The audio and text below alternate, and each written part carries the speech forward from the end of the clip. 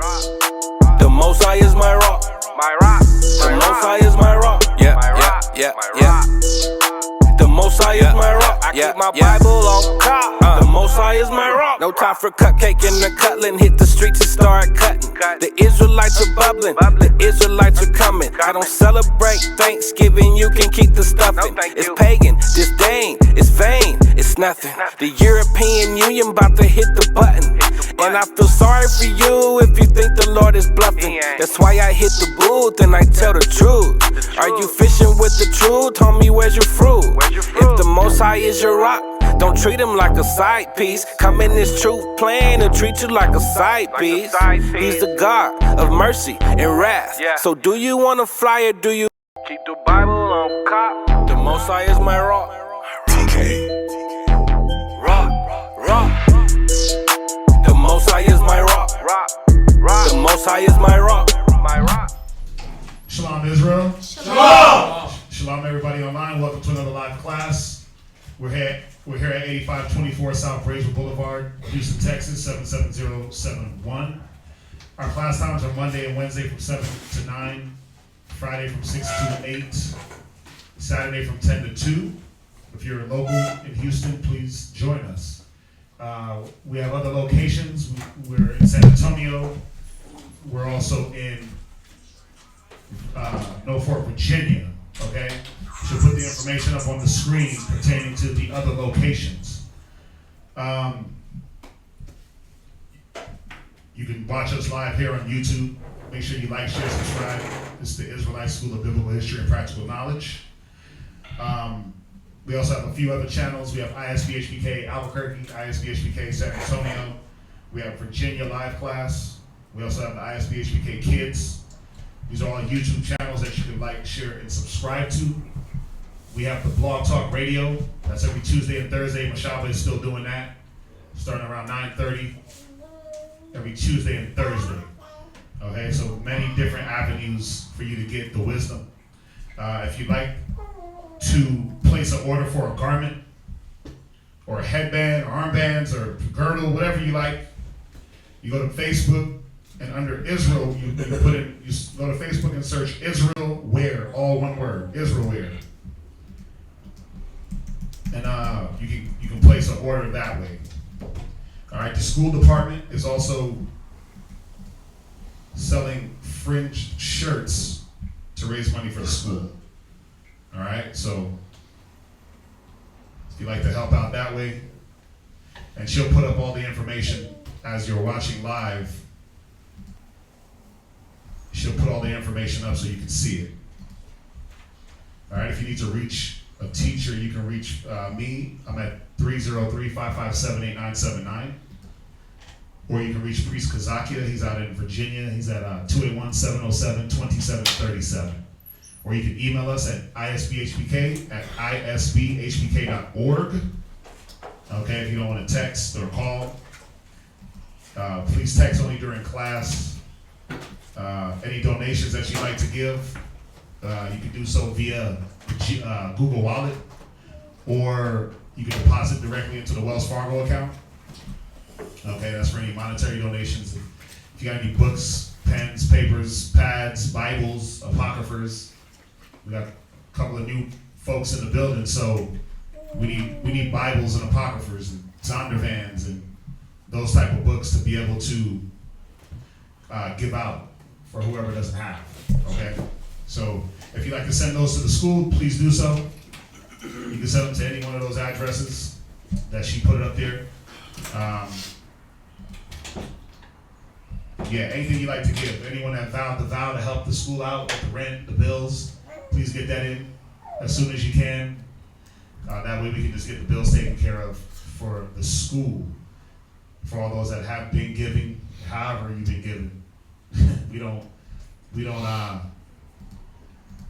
look at it, the amount you give, or we are thankful for what brothers and sisters are able to give. All right, we know that we all broke, we all ain't got it, right? We all been using, abusing the world, so we appreciate what brothers and sisters do from their heart towards the school. All right, so keep giving, keep doing what you've been doing. All right. Last announcement, we have the Feast of Dedication, or Hanukkah. It's coming up on the 19th. That's starting on the 19th of December. It's an 8-day feast. So, y'all know how we do. Y'all know how we do on them feast days. All right. So once we get the information where we're going to be at each night, things like that, we will let y'all know. If you want to join us, if you're local, feel free. But as the time approaches, we'll keep reminding y'all about the feast days, or about the feast day. All right? That's going to be it for the announcements. I know we got some new people. Do we got any questions in the building? I do have. Is the questions like, because I know we have questions on Friday. I know earlier you asked if we had any questions. Is it pertaining to the class, or is it just questions for new people, or questions? Nah, I mean, if y'all got questions, we got questions. Let's do it. Okay. Yeah. I have one question. I was reading Ecclesiasticus chapter 4, and Before you ask yours, do y'all have any? Because you've been here. Let's let them get a little piece if they need something answered. If not, then y'all good? You got one? No? Okay. All right, Major, what you got? yeah, I was reading Ecclesiasticus chapter 4. Mm-hmm. Well, I was really just going over some highlighted points, Mm-hmm. and I realized I didn't highlight verse 21. I was reading 20 and 22, but after reading it, I didn't understand verse 21, and it reads, the book of Ecclesiasticus, chapter 4, verse 21. Right. For there is a shame that bringeth sin, Right. and there is a shame which is glory and grace. Right. So my question is, I don't understand it as a whole to begin with, because I was wondering, how can shame be glory and grace on that second precept? Mm-hmm. And but I understand shame can bring sin, but I didn't understand the second. It like threw me off on that second. When I read the second part, Mm-hmm. it throws the whole thing off for security. Right. Go to it's in Corinthians. About effectual prayer, or confessing your sin. Right. Go to Corinthians, 2 Corinthians chapter 2 and verse 2 Corinthians chapter 7 and verse 9. Come on. 2 Corinthians chapter 7, What's that? verse 9. Now I rejoice, not that ye were made sorry. So the shame, right? Where we at? Verse 21. There is a shame which is glory and grace. Right. Right. Well, no, hold on.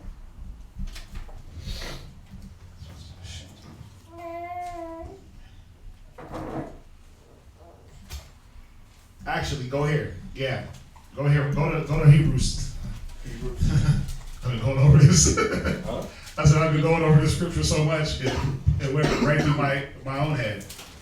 Go to Hebrews chapter 12 and verse 2. Come. Uh-huh. Book of Hebrews, chapter 12 and verse 2. Go ahead.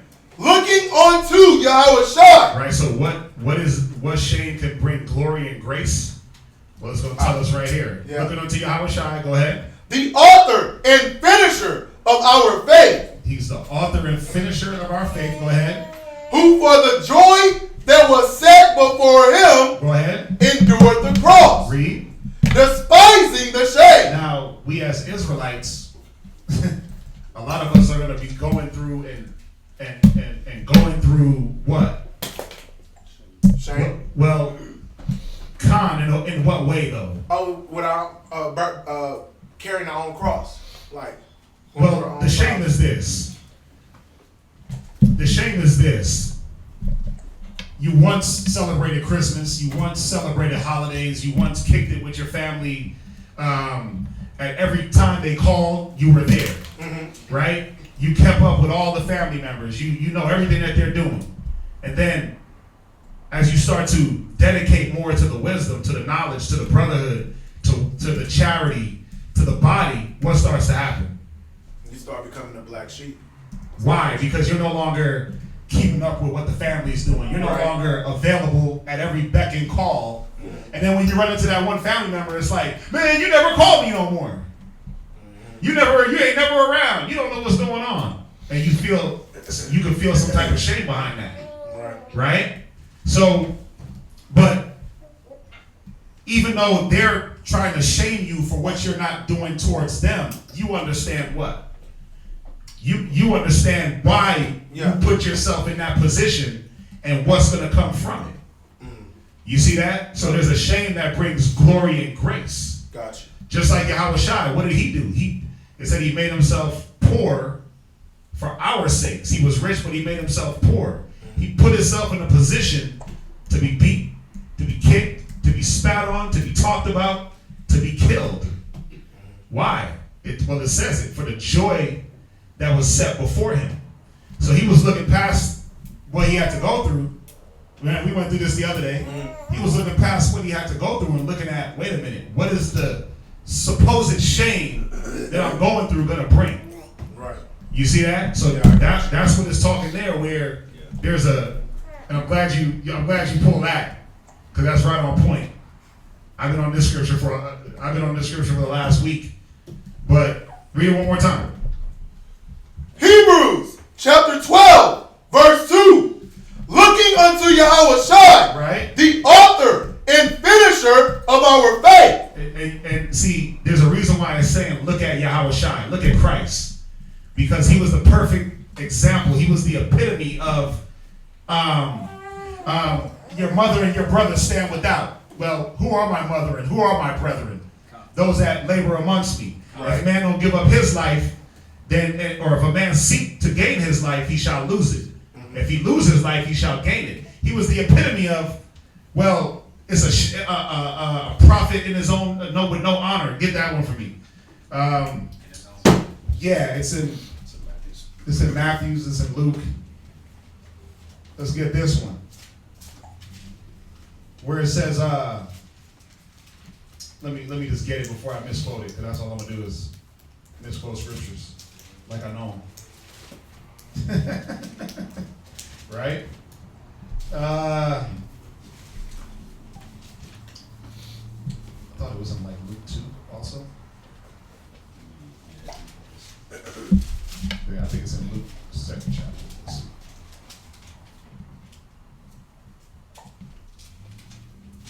We're gonna find it.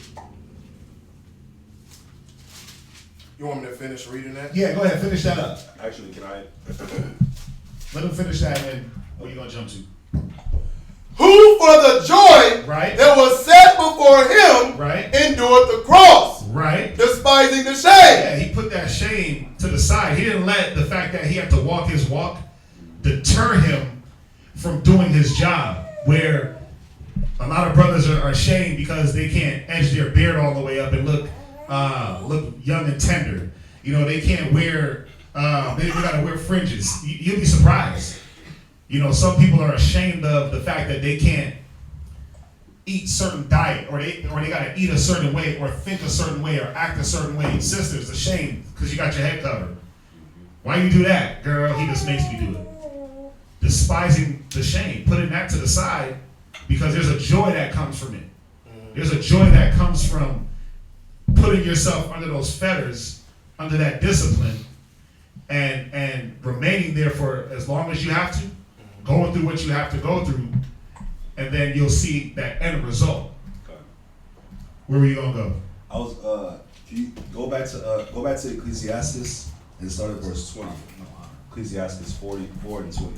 Ecclesiasticus chapter 4, verse 20. Go ahead. Observe the opportunity and beware of evil. So it says to observe the opportunity and beware of evil. So be circumspect. Go ahead. And be not ashamed when it concerneth thy soul. Why? Because you gotta observe and see like what's going on. Like why would I consider something to be shameful? Especially if it's dealing with the truth, or it's dealing with the scriptures, or dealing with the Most High. You gotta observe and see, damn, why would I feel ashamed of doing this when I know it's the right thing? Right. It's like if you're about to get into a fight with somebody. The scripture says that you're not supposed to Scripture says, "Blessed are the peacemakers," right? Mm-hmm. So if I'm out there on the street and I'm finna get into a fight with somebody, Scripture say, "Blessed are the peacemakers."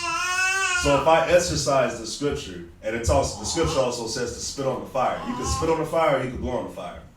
So if I exercise these Scriptures in the eyes of somebody that's wise or somebody that's righteous, in the eyes of the Most High, it's gonna be it's a good thing, right? But to the people that's out in the world, they're gonna be like, "Oh yeah, you a punk, you a simp. You really gonna let him do that to you? You gonna let him punk you? You gonna let him like turn the other cheek? Yeah. See, to the world, that's a shame. You gonna look, and you might feel ashamed because you're like, damn, I look like a punk in your eyes, but in the Most High's eyes, He's like, nah, but you're exercising the Scripture. So that's where it comes. Read verse 21. For there is a shame that bringeth sin. See, if you're put in a position like that, now you having the Scriptures, you can go fight this person, and then that'll be some and avenge some whack ass pride that you think you have. Look like a tough guy. Yep. And that's what it is. Where and then you'll have fringes on, and right, you'll be, oh look, Hebrew Israelites fighting, and then you got the spirit of, man, I'm an Israelite, I'm oppressed. You pissed, so you go fight somebody, and you don't even realize what you're doing. You probably really hurt this person because you got so much built up stress and anger and oppression just from what the world has done. So you go and you let that all out on one person. And look, somebody recorded it, World Star. Look at Israelites. It's like, think about what happened in Washington with the Catholic kids. I just seen one that happened the other day, like yesterday, 2 days ago, where an Edomite was flipping off the brothers. They were street speaking, and he just took 2 steps up, and the brother just pushed him for no reason. He just pushed him out. He didn't have to put his hands on him, but he just pushed him out of nowhere. I seen that. I think. Yeah, it's like, come on, man. That was a Sakari group. I'm not sure what group. I don't know what group it was. But it's things like that where, bro, he's flipping you off. He's F you, blah blah blah blah, and you feel a certain way. You just deal with that. Despise the shame. Right. Yeah. You don't gotta react to that. And what happens is our reaction is always what? It's emotional as hell, so it's gonna bring sin. So the reaction is the sin. Well, like the reaction. Yeah, I mean, like in reference to the scenario that y'all just brought out. Like, if I'm out here and I'm wearing my fringes and I'm all Hebrew Israelites, right? And then I go out there and I have an altercation, right? Is that especially it's an altercation that you provoked, right? Okay, because the scriptures say, "Be at peace with all men." So, and suddenly lay your hands upon no man. So, because a cat's flipping me off and it's hurting my little pride, my panties getting a bunch. I gotta push him to do what? To bolster myself up and to make myself look like a man? No, but the sin is I'm unjustly putting my hands on someone. You gotta put your hand on nobody. I'm thinking, when you say the word, man, who said it in the scripture? Put hands. I'll lay hands on you. I'll lay hands on you. That was in Nehemiah. Yeah, that was Nehemiah. Right, and his reasoning was because of the it was because they was doing something. Israel was so off. Yeah, Israel was so off. Come on, he was ripping beards out. Right. He was casting children off. That's a whole different. I understand. That's a whole different level. I understand that, but yeah. I'm saying, but his reasoning behind that was right though, because the Most High sent him, man. Yeah. He was sent by the Most High to do that. Come. At the end of the day, that was different. At the end of the day, he was sent by the Most High to do that. Right. You see that? We are sent by the Most High to do what? To teach. Yeah. And to be at peace. Come. To be reasonable, to be rational. You don't get through to anyone putting your hands on them. Right. So that's where that comes. Where now you're breaking the scriptures. He suddenly came out of nowhere and just pushed this dude into the street. He could have got ran over by a car, then what? That would have been murder. Yeah. But niggas don't think. You see that? Instead of just taking the shame of being flipped off, he let that get to him. Like Yahushua. He got his beard ripped, he got punched in the face, kicked, beat. He didn't fight back. He just took that shame and said he despised it. You see that? Yeah. Come. Was that on that? Read verse 21 again. For there is a shame that bringeth sin. So we just talked about Right. how that shame can bring sin. Right. Go ahead. And there is a shame, which is glory and grace. Because if you take the humble road, you spit on the fire, and you like, you know what? Nah, bro, I'm not gonna fight you. It's all good. I'll talk to you when you clear-minded or whatever the case may be. Con. Then that's actually glory. But to people in the world, they gonna be like, oh, you a punk. You a punk. Yeah. You a punk. This, you that. But The shame is looked at by the people. The shame is seen by the people of the world. The glory and grace is seen by the Most High. You see that? So, but and that's what we're called. That's what we're called for, though. We're called to get spit on, Gotcha. punched in the face, beards ripped, kicked in the nuts, and guess what? Grin and bear it. Smile it off. Take joy in the But affliction. take joy in the affliction. And I'm not saying like let somebody literally kick you. Oh, yeah, right. In the privates. No, break his damn neck. Okay? Ain't nobody supposed to put their hands on you. Right. That's where you gotta defend yourself. Right. Yeah. You know? But we shouldn't, no Israelite man that has wisdom, knowledge, and understanding should be abroad. Y'all taking my class. It should be dealing in that way. You know, the argument back and forth, the fighting, come on, man, that's not the Israelite way. The scriptures say reason through the scriptures like men. That's what we do. We deal with wisdom. We sit down and talk things out. You got a problem with your brother, go to him. Not go to him with your fist balled up. Right? So y'all get that? did you want that prophet? I found that one. Yeah, it's in I got Matthew 13, but I think if we started like 55. No, don't worry about it. Con. Yeah, we already I get it. passed the point There's a question online too. about about resurrection. Yes, sir. Yeah, there's going to be resurrection in the kingdom. Remember, 2/3. I'm gonna give you the short version because this is like that would be like a whole long class. But if 2/3 of Israel is going to be cut off, get the one. Go to Romans. Go to Romans real quick. Just on what's the question? Yeah.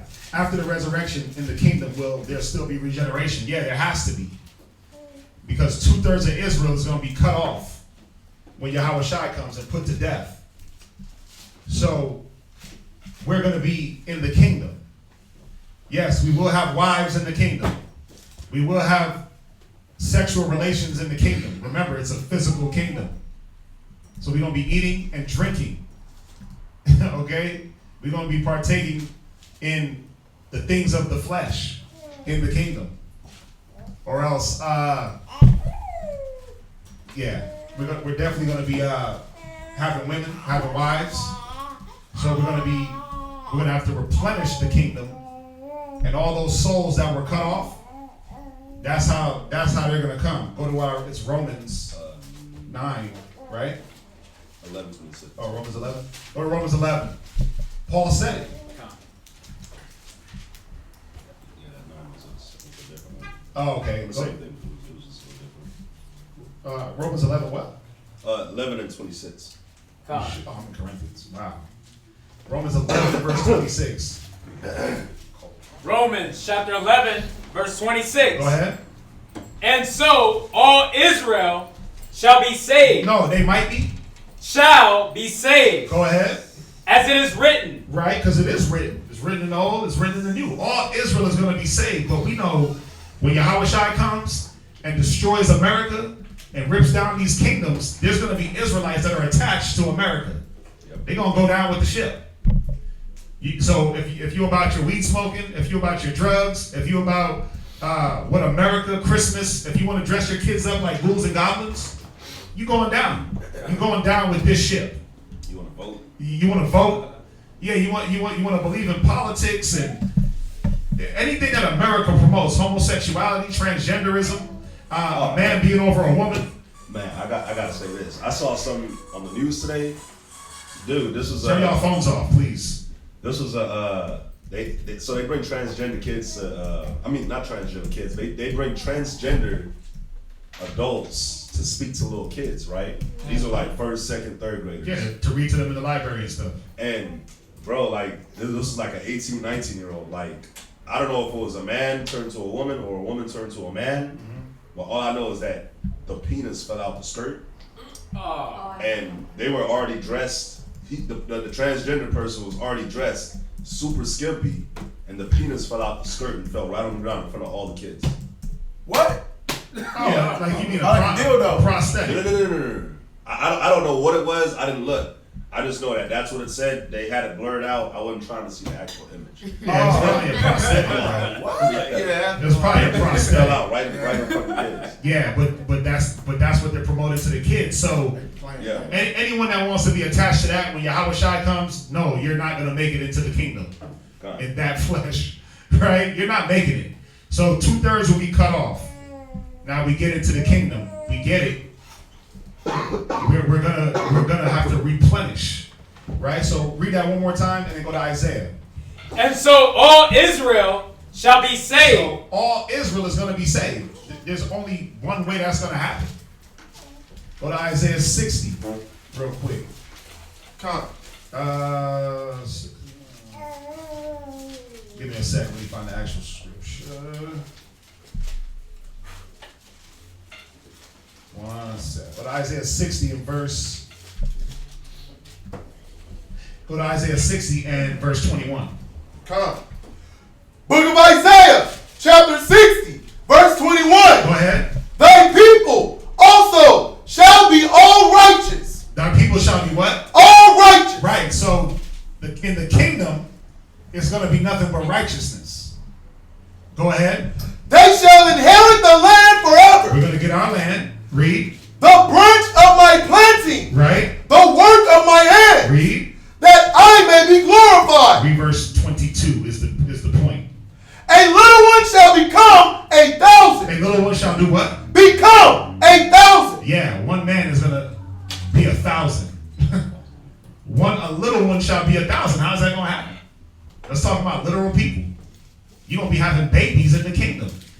And it's going to be the regeneration of those spirits that didn't make it the first time. Read. In thy small one, a strong nation. You see that? And a small one, a strong. We're going to be having nations, man. We're going to be having the amount of kids as a nation. Think about that. Think about that. But how's that going to come? It's going to come, the only way human beings are made is through sexual intercourse. And yes, those spirits are going to be sent back into that flesh, but they're going to be righteous this time.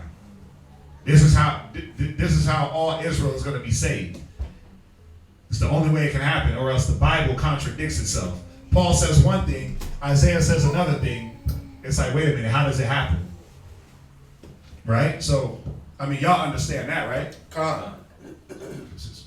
Isaiah 65. They threw another scripture in there. Isaiah 65. Let's go there real quick. Isaiah 65 and verse.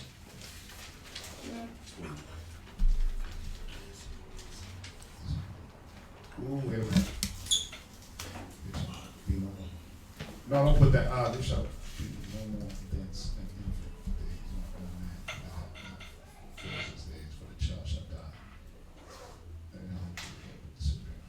No, not that one. The 60 and verse 22 is more on the point. Y'all understand that, right? So Come. yeah, the souls that are destroyed. Remember, it's not the souls that are destroyed. It's the flesh that's destroyed. The soul, the spirit goes back to the Most High. He holds it, and then he sends it back into that new flesh. So when Christ comes, he's destroying that flesh, those wicked men, those wicked women. But the spirit, go there real quick. Go to Ecclesiastes. And all you got to do is just go back. I guess we got to do another one, another regeneration class. Just another updated one. We do them like once every year. And there's a good one up there. You can throw that inside the link. But we just got to do another one. It's all good. I mean, come on. We got a lot of new brothers, a lot of new sisters that need it. So. 104:29. It's Psalms, right? Yeah. I said Ecclesiastes. No, it's that one too. Psalm 104. Yeah, go to Psalm 104, verse 29. And Ecclesiastes 12 and 6. Okay. You want to read which one I first? want the one where it says, Oh, the spirit goes up. yeah. Give me a sec. Oh, yeah. It's 12 and 6, 12, 6, and 7.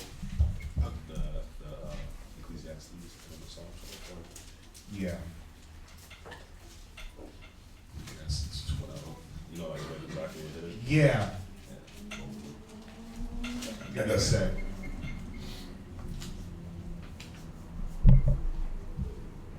No, just go to Ecclesiastes 12 and 7. Just on this part of the question. Go ahead. Ecclesiastes chapter 12, verse 7. Then shall the dust return to the earth as it was. Right, because that's what happens when we die.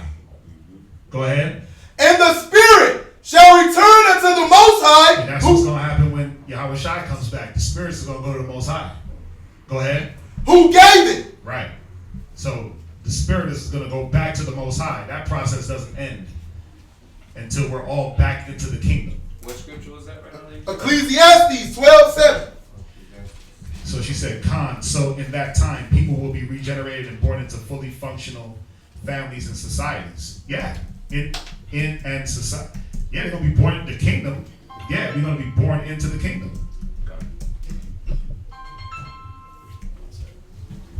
Yes, sir.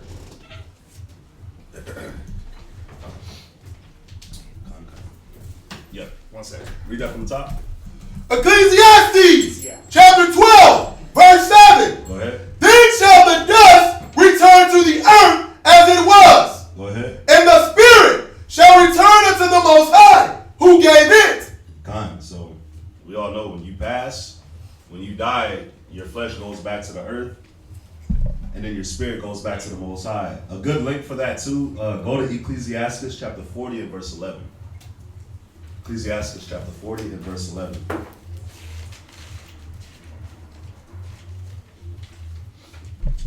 Come on.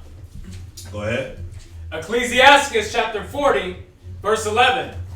All things that are of the earth shall turn to the earth again, Go ahead. and that which is of the waters doeth return into the sea. So you got things that are of the earth that's going to return back to the earth. So our bodies are of the earth at the end of the day. So that's why when we die, our bodies decompose and it goes right back into the earth. Our flesh consumes, our bones stay in the ground, and after our bones stay in the ground for a long time, our bones turn into oil. So, yeah, that's nuts, huh? Yeah, that's where we get our oils from. Our oils is like pretty much dinosaur bones and the oils that they get from the ocean. That's like real big monsters that was in the ocean that died, and their bones, after a while, turn into oil. So that's what happens. Our bodies die, go back to the earth, but our spirit goes up to the Most High. Go to Psalms chapter 104, verse 29. Book of Psalms, chapter 104, verse 29. Thou hidest thy face, they are troubled. Thou takest away their breath. It's like you. Thou takest away their breath. They die and return to their dust. So the Most High, when the Most High is pissed, well, I'm not gonna say when he's pissed, but when your days are numbered, the Most High calls your name and it's time for you to go, then that's it. Your body's gonna go back to the earth. But read. Verse 30. Go ahead. Then, Salakia, thou sendest forth thy spirit. They are created, and thou renewest the face of the earth. So when you die, like when you go back to Ecclesiastes 12 and 7, it says, then shall the dust return to the earth as it was, and the spirit shall return unto God who gave it. So when you die, your spirit goes back to the Most High who gave it. But then verse 30, read verse 30. Thou sendest forth thy spirit. They are created, and thou renewest the face of the earth. Right, and they're renewed through, we read in Isaiah 60.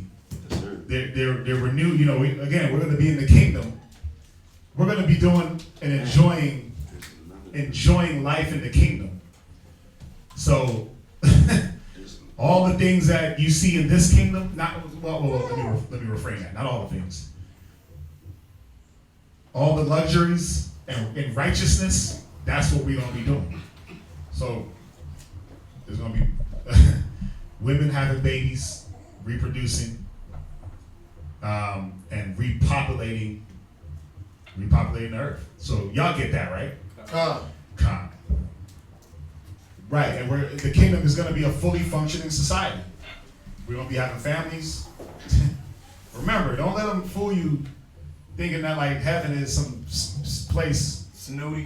where we're just going to be floating around. And come on, man, we're going to be here on earth. Remember, the kingdom is going to be here on earth. Now, it will be done on earth as it is in heaven. So we're not just going to be a bunch of people that just see through each other and don't know. No, we're going to know each other. You're going to know your wife, know your kids. All right? Don't remember, the church heaven and the scriptures heaven is two different things. Don't let them fool you. Let me see. You might have to tone your voice down when you read. Yeah, I think the mic is making it real loud. All right, so y'all understand that, right? Right, and again, she's gonna put the regeneration class in, and we just gotta do an updated one. I think they asked kind of the same question last night.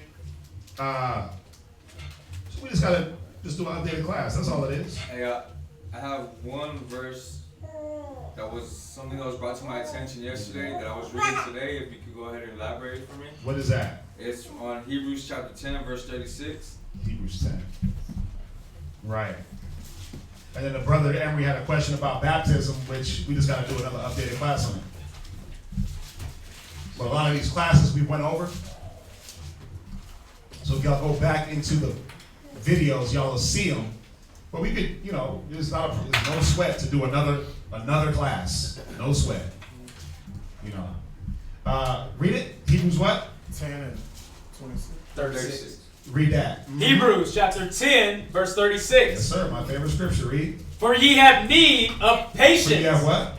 Need of patience. Go ahead. That, after ye have done the will of the Most High, right, ye might receive the promise. Right. So what's your question on that? My question on that necessarily is just more of elaboration. It was brought to my attention yesterday by the Akh One, and then as I was going precept to precept, and the Most High directed me to that one, and I wanted to, in class, if y'all could go ahead and elaborate for myself and my wife. Go to read. What's that? Oh no, I was trying to think. Something that. Right. You have need of patience, right? So read that one more time. Hebrews chapter 10, verse 36. Right? For ye have need of patience. Now, why does the Most High always gotta remind us that we gotta be patient? Why does he always gotta remind you? Because the Most High is trying to test us, trying to see where our heart is. But why does he gotta tell you be patient? Like he had to tell Joshua, Caleb, be courageous. Be courageous. He had to tell them, be courageous. Be courageous. Why?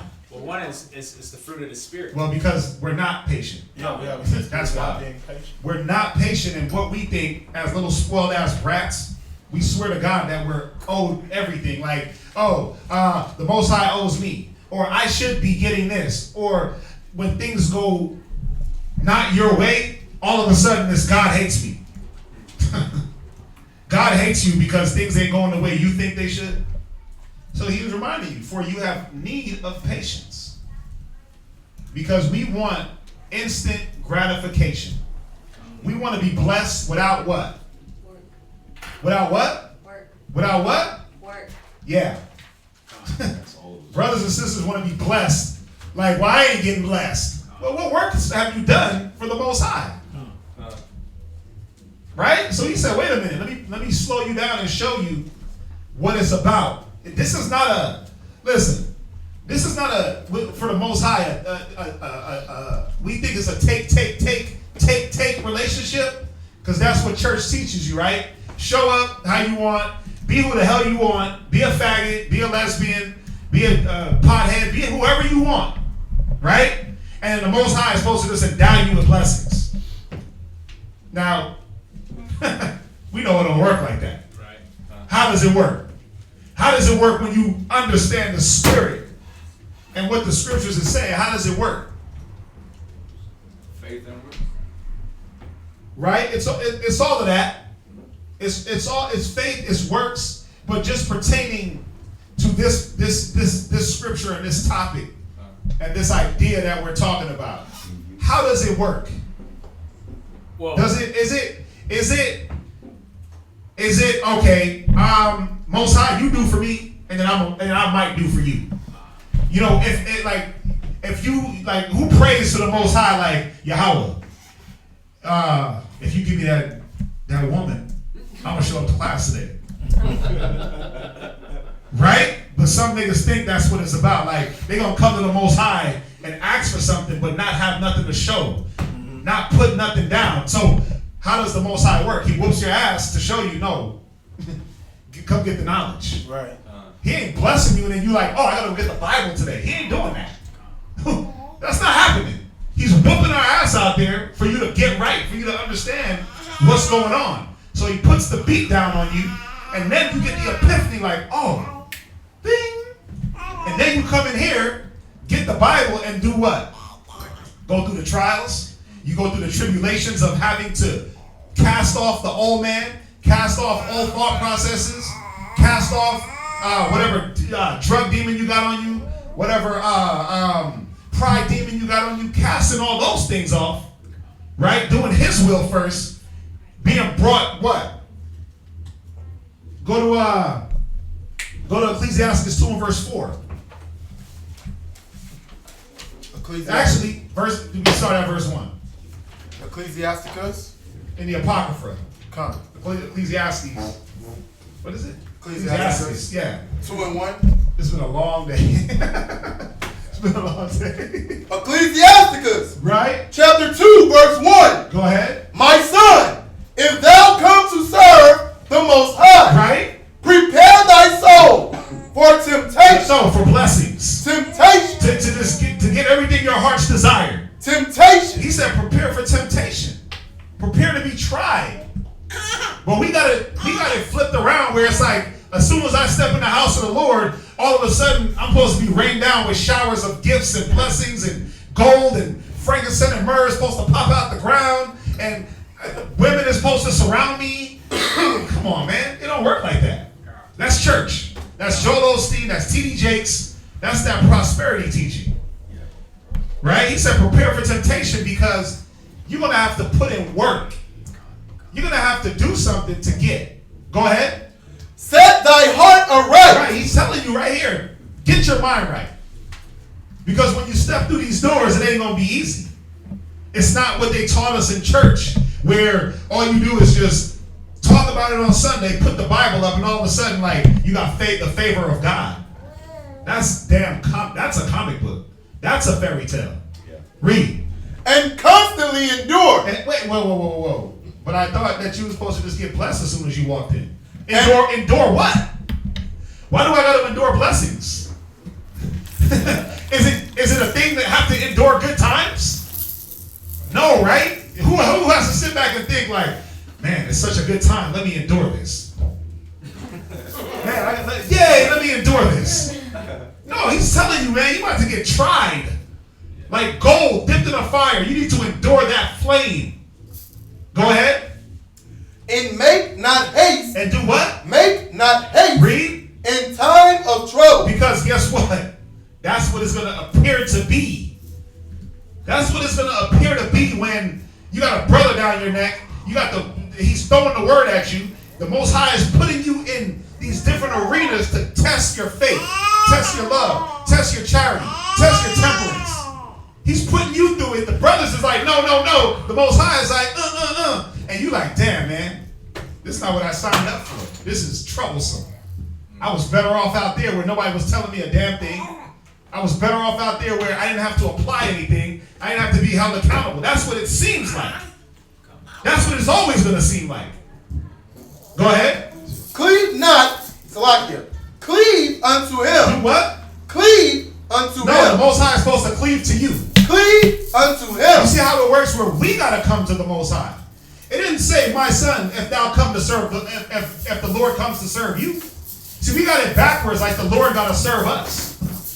That's why it says in Hebrews, after you do the will, you might receive the blessing. Because even in, and I'm going to go to a different part, even in doing the will, give me the one in Matthew. I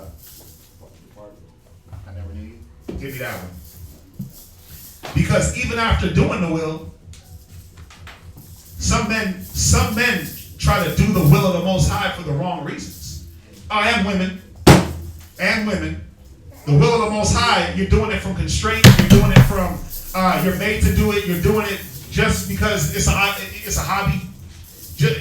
Some brothers think it's a boys' club. Some think it's a girls' club. Some think it's just a congregation spot. So it's many different things that happen if you don't set your mind right on why you're here. And this is for all brothers and sisters. If you don't know why the hell you're here and why the Most High destroyed you out there and made you limp, brothers and sisters, limp through them doors. You limped on one breath. You limped in here, man. You didn't walk in here some super athlete. I crawled. You barely crawled in here. Barely. Some brothers and sisters have to get drug in here. Like, no, come in. This is the better way. But brothers and sisters swear up and down, like before they came, they was just good. I was in perfect health. My mind was right. Y'all are messing me up. Hell no. You barely made it. So now you got to show and prove why you're worthy. So he shows you here, cleave to him. Why? Because the Most High wants to see where you're at. Do for him first and he'll do for you. Go to verse 4. Verse 4. Right? Whatsoever is brought upon thee. Right, because we think that, now that I know that I'm a Hebrew, now that I know that I read Revelation chapter 1 verse 10, that all of a sudden everything is owed to you. Now the Most High owes me. So the Most High owes you because you finally learned your nationality after the age of 40. You 40 years old and you finally figured out who the hell you are, according to the most published book on earth. And I gotta say it like this because some brothers and sisters really think that they're owed something because they walked through the door, because the Most High woke them up. You're not owed anything. You still owe. That blood that was sacrificed, that blood that was shed, man, we could never pay that back. Yeah. Fully. Not in this lifetime. So we gotta stop thinking that we're owed something like spoiled children. And really dedicate, man. Go ahead. Take cheerfully. Do what? Take cheerfully. No, why am I going through this? Take cheerfully. I don't deserve this. Take cheerfully. Because that's the thought. Like, why is the most, like I caught hell in the world. Now I'm in the truth and I'm catching hell again. Well, there's a different reason why you're catching this hell. This chastisement is to show you that you're not a bastard. This chastisement is going to yield the peaceable fruit. That ass whooping out there was just to get you here. That's all it was. That was to get you to wake up and see and realize your condition. That it's not all good. That what you're doing was not right. That's what that was about. Now that you're here, it doesn't mean like, oh, I'm here now, what do I get? Or I'm here now, you owe me, Yahweh. Or I'm here now, I came here for you. So, no. Go ahead. And be patient. Right, read. When thou art changed to a low estate. Right, because whilst we do the will, while we put everything to the side for the Most High, for the work, for the truth, for each other, what happens?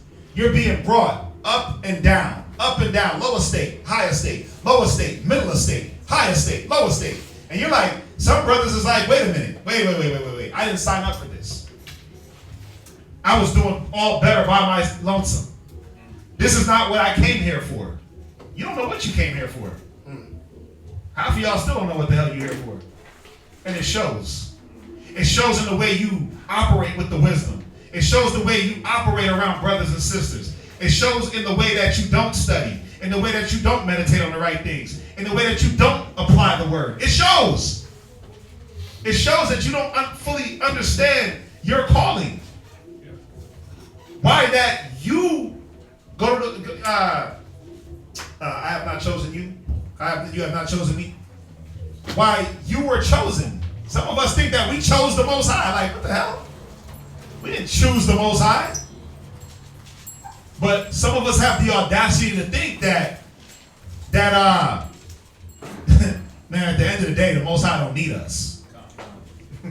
We think that we're needed. We think that us being here has some bearing on whether or not the truth is going to keep moving forward. What do they say? One monkey don't stop the show. Con. One monkey don't stop the show, man. What's going to happen is there's going to be another willing spirit ready and willing to take on whatever burden you dropped. Whatever you didn't want to do, somebody else is there to do it. The Most High will always supply. You'll wake up stones. Like he told Moses, he'll wake up stones to worship him. I don't need man. I'll raise stones to worship me. Or I'll choose, and like he told Moses also, he said, I'll raise up a nation in your name, Moses. I don't need them. So we get it twisted like the Most High owes us, man. He already gave you grace. He already gave you grace. It's in John. You got it? Yeah. Where you at? It's You got it. Read. Oh, okay. John chapter 15. John chapter 15, verses 16. Go ahead. Ye have not chosen me. You have what? Ye have not chosen Now, if me. you have a red letter Bible, this is Yahweh Shai speaking. Letting it be known. You have not chosen me. Go ahead. But I have chosen you. But I chose you to do what? To do the will. To go through the ups, the downs, the lows, the highs. I've chosen you to get right. Go ahead.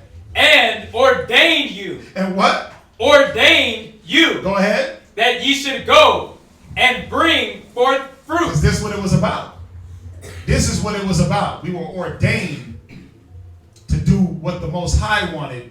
And then, when the Most High sees fit, after you do the will of the Most High, then you might receive the blessing. Y'all get that, right? Come on. Yes, sir. Right. Let's get that answer your question, Ricardo? Thank you. Can I get that one scripture? Which one? The one on the seeds? About the mighty seed blessings? Let's get into the class. Let's get into the class. Con. Somewhere can I purchase one of those crowns? Where can I purchase one of those crowns? Oh, if you talk about the headband, just go to Israelwear on Facebook. One word.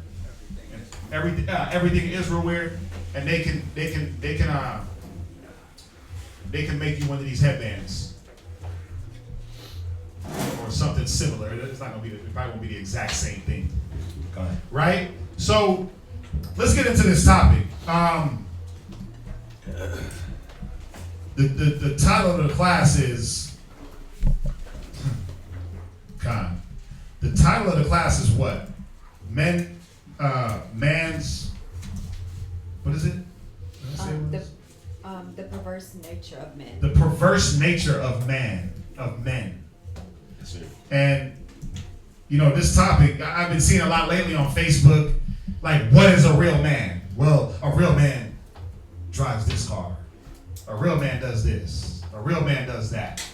A real man wakes up early and a real man opens the door for his woman. A real man, you know, a real man walks on one. When you're walking down the street, you see the one like, what's wrong with this picture? And the man is walking, and the woman is walking closest to traffic, and it's like he's not a real man because he got his woman walking closest to traffic. You got the Alicia Keys song where she's like, a real man ain't a real man if his woman don't come first. Woo! I don't know if y'all remember that one. I remember it. Is that That's when woman's she word or first something came like out. that? Yeah, woman's word. Yeah. There's a real man.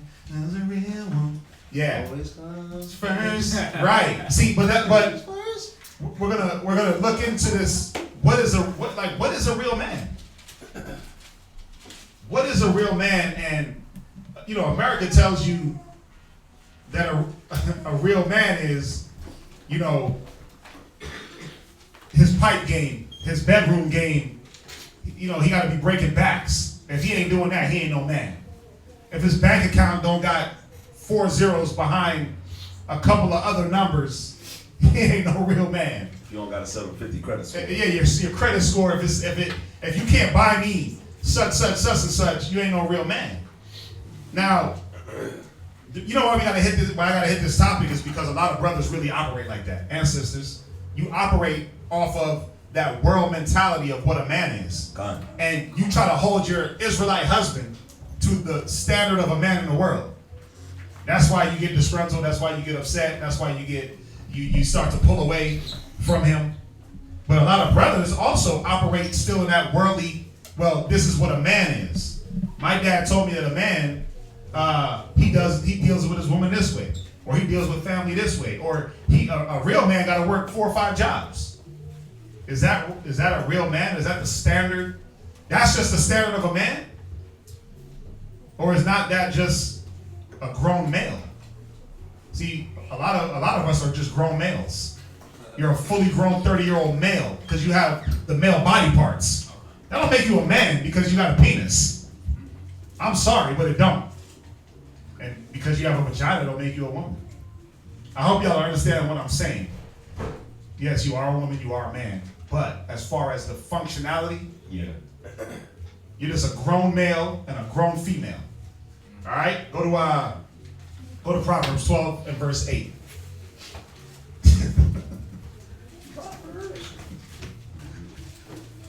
Proverbs 12 and verse 8. Let me chill. Let me take a chill pill. I love y'all, man. I Love do. you too. I definitely love brothers and sisters, man. I know I get turned up. I get turned up with certain topics. Teach. Proverbs 12 and 8, read. Proverbs chapter 12, verse 8. Go ahead. A man shall be commended according to his wisdom. Bank account? His wisdom. His muscles? His wisdom. Surely the way he dresses. His wisdom. How many women he can get. His wisdom. Right, so a man shall be commended or known according to the level of wisdom that he knows, that he applies, and that he administers. God. That's how you know a man. Go ahead. But he that is of a perverse heart. He that is of a what? Of a perverse heart. Right. Shall be despised. Right, a perverse heart. Defining perverse. The definition of perverse. Of a person or their actions. So a man of a perverse heart. A man with, well, I'm going to finish reading. Of a person or their actions. Showing a deliberate and abstinent desire to behave in a way that is unreasonable. So a man that is unreasonable or has an unreasonable heart shall be despised. God. Y'all see that how I plugged the definition? Unreasonable or unacceptable, often in spite of the consequences. So a man that acts unreasonable or unacceptable, knowing the consequences, shall be despised. So let's get into it. Let's get into it. A real man. Can I say something about about being a real man too, right? When you think about it, like the way the term uses man, right? I mean, the way the world uses the term man. When you think about like basketball, you'd be like, oh yeah, Michael Jordan, he was the man. He was the man, right? Oh man, right now he was the man. He was the man. But in that arena. Right. So in our arena of life, how do you become a man? How do you go from just being a male or just being a random dude on the basketball court to becoming Michael Jordan? Or how do you go from being a random dude in this world, a random male in this world, and transition into being a man? And we're gonna touch on a lot of points. That a lot of points that the world tells you this is what makes a man. Yes, sir. So point number 1, the world tells you, your mama showed you, your daddy told you, your uncle and them told you, If she talks back, just smack her. If she get out of line, just beat her back into shape. Yep. So the world told you that the definition of a man was to beat your woman and physically get her back to where you think she should be. So go to Titus 3 and verse 1. Go ahead. Remember, a man shall be known according to his wisdom, but a man of a perverse heart, a man that is unreasonable or does things that are unacceptable. So as we go through these points, all you got to do is what? Match yourself up to the scripture. That's all we got to do. It's very, very simple. Examine yourself whether you be in the faith and say, you know what? Do I do these things? Do I operate unreasonably? Am I, when it comes to dealing with my rib or dealing with brothers, do I get so riled up that out of nowhere my fists start to ball? My fists ball up because I want to sock a cat in the face? You square up. Or I square up on brothers? Or if she say something out of order, I just elbow her in the neck, give her a damn DDT? Oh man. Bro, you people elbowing your rib? Come on, man. Smacking her, punching her, whatever. Fighting brothers, not just rib brothers. What about your children? That's what I was gonna say. A lot of our people, unfortunately, we abuse our kids too. Because that's the only outlet. Yeah. That's the only outlet, but it tells you. You know a man by the wisdom that he applies, that he administers, and that he uses. So, are you taking it out on the children?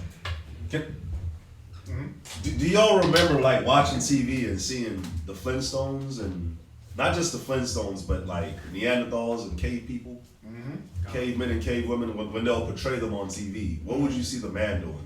He'd beat her over the head with a stick and drag her into the cave. You'll see him like just pulling her by her hair. The man pulls her by the hair, and then he'll have a big ass club in his in the other hand. In the other hand. Yeah. But that's how Esau rolls, because Esau doesn't have the wisdom. So Esau will roll like that, where they just they club her over the head and then drag her back to the cave. Yeah. But that's how some brothers roll with their families. That's how some brothers roll with other brothers. Read Titus chapter 3 verse 1. Titus chapter 3 verse 1. Right. Put them in mind to be subject to principalities. Go ahead. And powers. Wait, beat them into subjection. Put them in mind. Go ahead. To be subject to principalities. He said put them in mind, meaning you got to talk. You got to know how to reason. He said put them in mind. Go ahead. And powers. Right. To obey magistrates. Right. To be ready to every good work. Read. To speak evil of no man. Read. To be no brawler. To be what? No brawler. Now, just ask yourself. This is going to be real simple. We got an hour. Ask yourself, are you a brawler? Are you a fighter? Is everything answered by the fisticuffs? Right? Let me bring out the fisticuffs on everything. And even if you don't, does it always dawn on you that you get that inkling to fight? Some men get that real itch. Like you start twitching, like, and you gotta really hold yourself back to swing. Listen, you laugh. Yeah. But there's brothers that's like that. Because they got that brawler mentality. I laugh because I was like that at one point. Then there it is. Yeah, I used to fight a lot when I was in school. Yeah. And it took it took someone, which was a female, to actually get me to realize like that ain't the way. That ain't the way. It ain't gonna solve nothing. Yeah, and it still, lingered on throughout high school, but me being with that person, she helped me realize, like, look, that ain't, you gonna end up in jail if you keep doing that, and right. blah, blah, blah, blah, blah. And I'm like, wow, yeah. But see, some people don't get that chance to realize, like, yo, this ain't how you do it, because why? We talked about it earlier about the parents. What was the class that we did about the children and the parents? Children's behavior reflects. What happens is, this is ingrained in some men. Let me just finish real quick. Yeah. Now, even though it's ingrained in you, that don't mean that it has to be you. Right. Even though that it was something that you were subject to at an early age, That don't mean it gotta be you. Remember, prepare your soul for temptation. Now that you know, wait a minute, I'm not supposed to be a brawler. Now, what's gonna happen if this is you? You're gonna be put in a situation to say, well, do I hit her or do I talk to her? That's the situation you're gonna get put in. She's gonna try your damn nerves. Your kids are gonna try your nerves, brothers. And it's like, man, do I swing on this cat? Or do I talk things out? That's the temptation. That's how it works, man. I don't care what spirit you got on you, that's what it's about. The spirits are gonna be tried in you. I was gonna. Go ahead. I wanted to share, man, I remember this. I was like 4 or 5 years old, man. This was in Jamaica. I remember, we're in a bar, so Jamaica's a third world country. So yes, I was a 4 or 5 year old kid in the bar. Jamaica's the only spot you can go and buy beers with no age. Yeah. It's the only country. So yeah. So I remember being super young, man. I remember my mom and my dad. My dad was in the bar, my mom was outside. Something happened. Long story short, my dad threw the beer bottle at my mom and missed her, busted on the ground, or busted on the wall. My mom ran into the yard, and I was young, so I couldn't like keep up. But I remember when I finally got to where my mom was, she was laying on the ground, she was crying. My dad was standing over her, he was like yelling. And I remember just looking at him. I didn't even know what to think. But I remember later that night, there was an older man, there was a grown man that was just sitting down talking with my dad. And he was talking to my dad about that. And my dad, I never saw my dad move in that fashion after that anymore. But I remember, the reason I'm bringing this up is because I remember that. And I remember how my grandfather, which is my dad's father, how he treated grandma. And my grandfather was a monster. And I can see how it trickles down because some of my dad's brothers, they're the same way. And my dad was headed for that, but I remember, like you were saying, you had somebody that talked to you. Mm-hmm. I remember that older gentleman, I don't even remember his name, like just talking to my pops, and ever since, my pops, yeah. But I brought that out because, you know, me being a kid and remembering that, and since that's already how my grandfather operated, my dad was operating like that, some of his brothers operated like that. We're in Jamaica, we're in a third world country. Everybody operated like that. So I can see how me being a young man, if that was what was shown to me, I would have been the same way. I would have been the same way. But luckily, you know, the Most High, he changed it, you know. Read on. Come. Yeah, man. To be no brawlers. To be no what? No brawlers. Yeah, man. Israelite men are not called to be brawlers. Israelite women are not called to be brawlers. Go ahead. But gentle. But what? Gentle. But what? Gentle. Come on. Showing all. That's the problem. Where you look at being gentle. Going back to your question earlier, it's a shame for a man to be gentle. No, it's not. The Bible is telling you to be gentle. Yeah. The Bible tells you to be at peace with all men, but we're like, gentle? Nah, I'm a man. Because they tell you a man is loud and rough and barbaric. Yeah. Right? If you ain't got a six-pack abs and a hairy chest like Austin Powers and a deep voice and you look like Thor, you ain't a man, right? That's what they tell you a man is. Thor or He-Man or Hercules. That's not what a man is. It says to be gentle. How many men can say that they're gentle in the way they deal, in the way they handle situations? They have that Midas touch. Yeah. Go ahead. Showing all meekness. Showing what? All meekness. Wait, it's not a man thing to be meek. But the world like meek. That's for girls and babies. My wife's supposed to be meek. My wife is supposed to be meek. But Yahweh Shai was meek. And he was the manliest man of all men. He was the manliest man. If you want to talk about the epitome of a man, it was Christ. And it said that he was meek. Moses was a man. It said he was the meekest of all men at the time. So here it is that we got to redefine the role of what a man is supposed to be and how he's supposed to carry himself. So being able to beat your rib don't make you a man. It makes you a punk. And it makes you it makes you, like it says, it makes you hated. A man that is perverse in his dealings, unreasonable, it builds up a hate.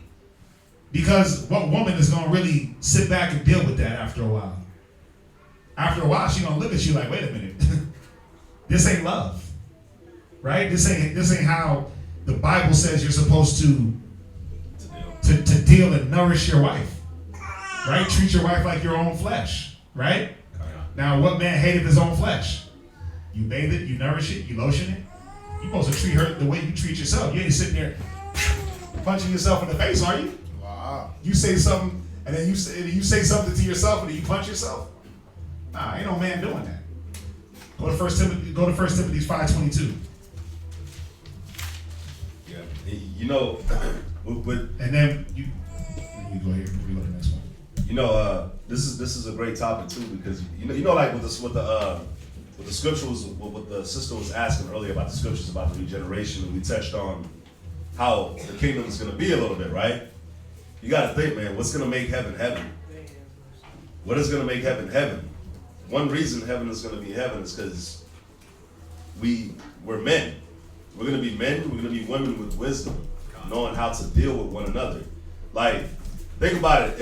If your house child was to come down and we ain't changed, and he brought us a whole new earth, and then we get put in this whole new earth, like how we are right now, we're going to be doing the same old crap that we're doing right now. It's just like Esau's trying to go to the moon. For what? You're going to do the same thing up there that you did here. You're going to destroy the moon like you did here. Trying to go to Mars, you're going to destroy it like you did here. If we operate the way we operate now in the kingdom, I don't want to go. That's just the bottom line. Leave me out. Yeah. I don't want to go in the kingdom. If there's domestic violence in the kingdom, I don't want to be there. I'm good. I might as well just die here and never. I'm good, man. What's the point? He's right. That's what makes heaven heaven. All the filth that we thought was supposed to be a man, a woman, that's all gonna get eradicated. But the thing is, we ain't gotta wait all the way till then. Let's just do it now. Let's start changing now. Read that. 1 Timothy chapter 5, verse 22.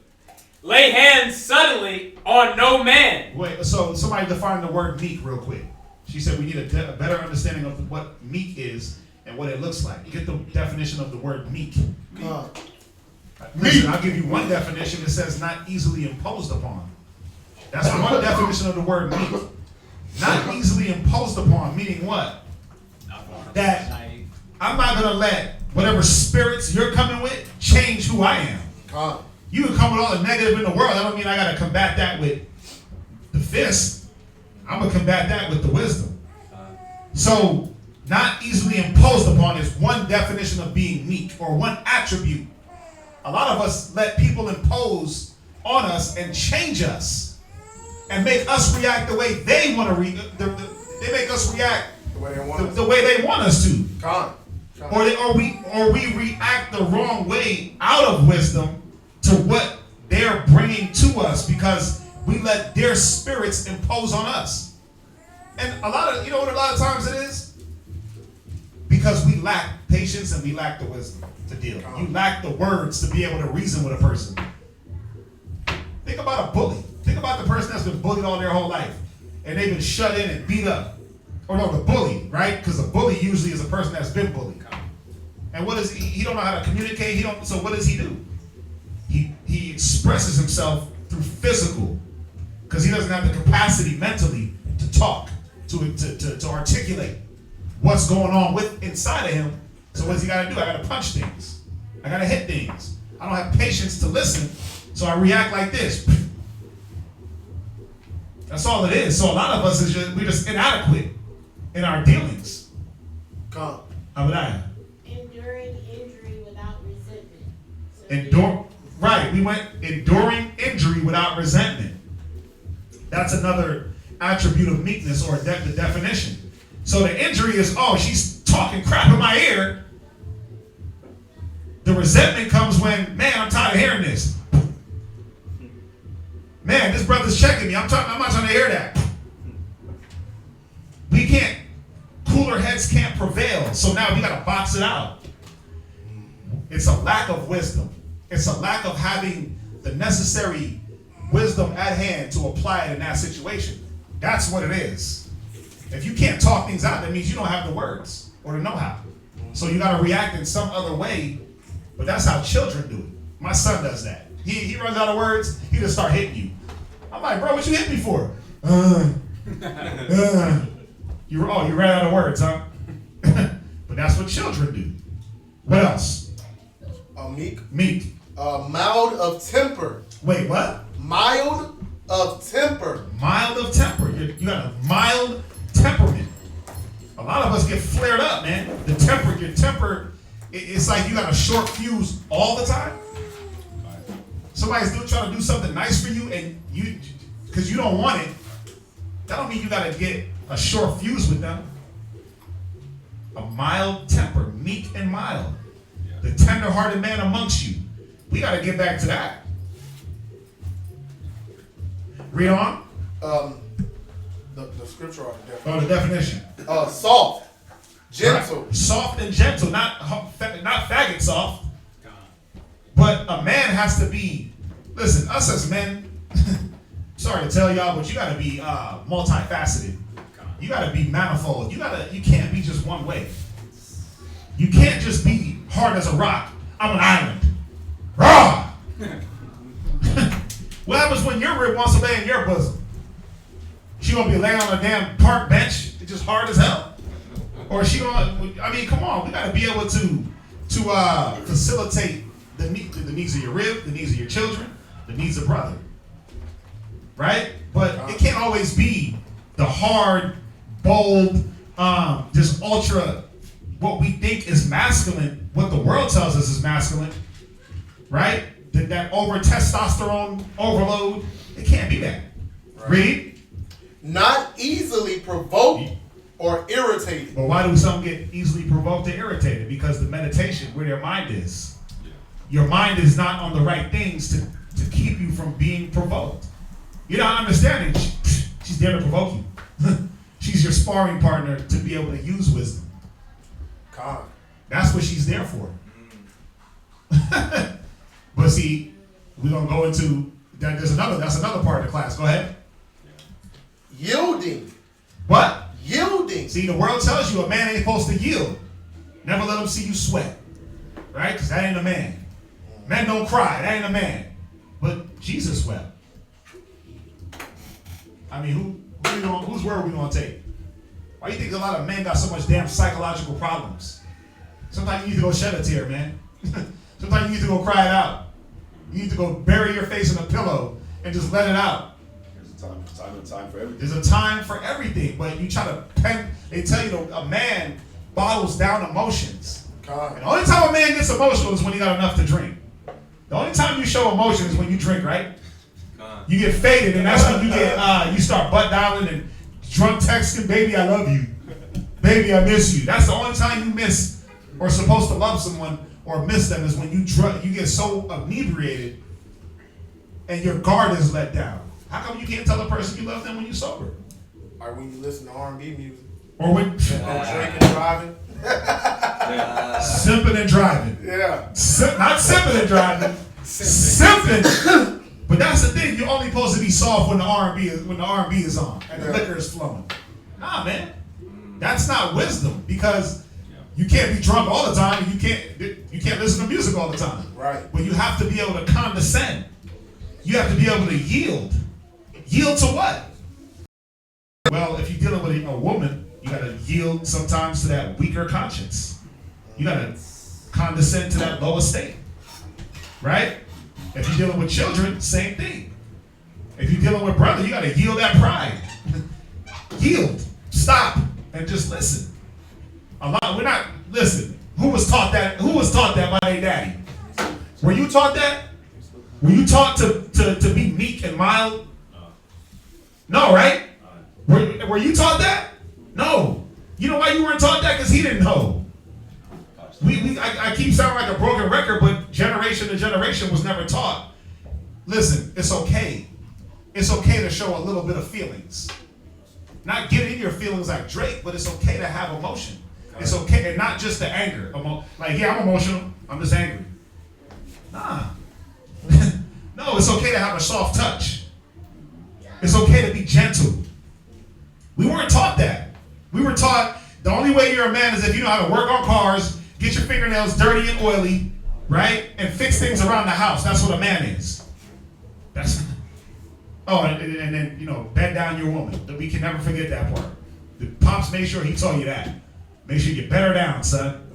You got to be able to do that, else she gonna leave you. Anyway, let's move on.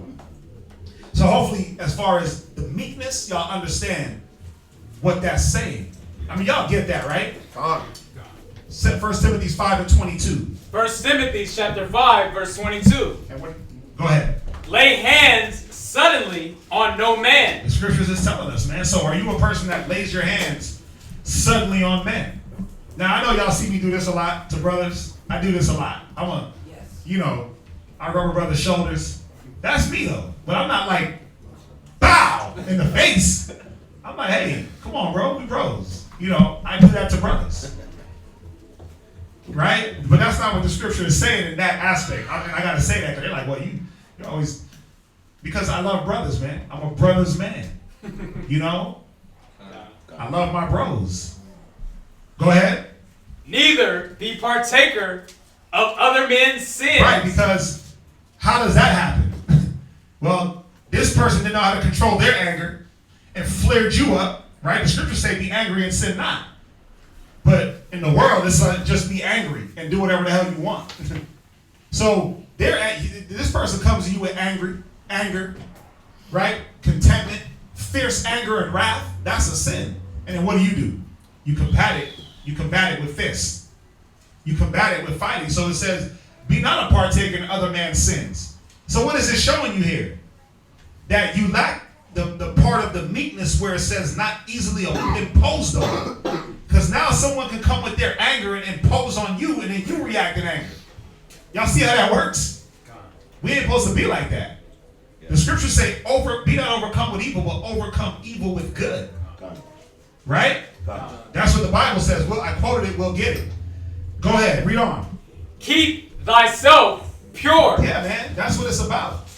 Just like come on, man, think about Yahushua. When they was beating on him and kicking him, was he not justified to just, man, wipe them out? Listen, when he spoke, it said they all fell back and was cut to the heart. So you think that he couldn't have just threw up his hands and beat them down? But he said, no, I'm going to keep myself pure. I'm going to keep myself blameless. Where we at? Go to Samuel's. We're going to go to 1 Samuel chapter 24 and verse 10.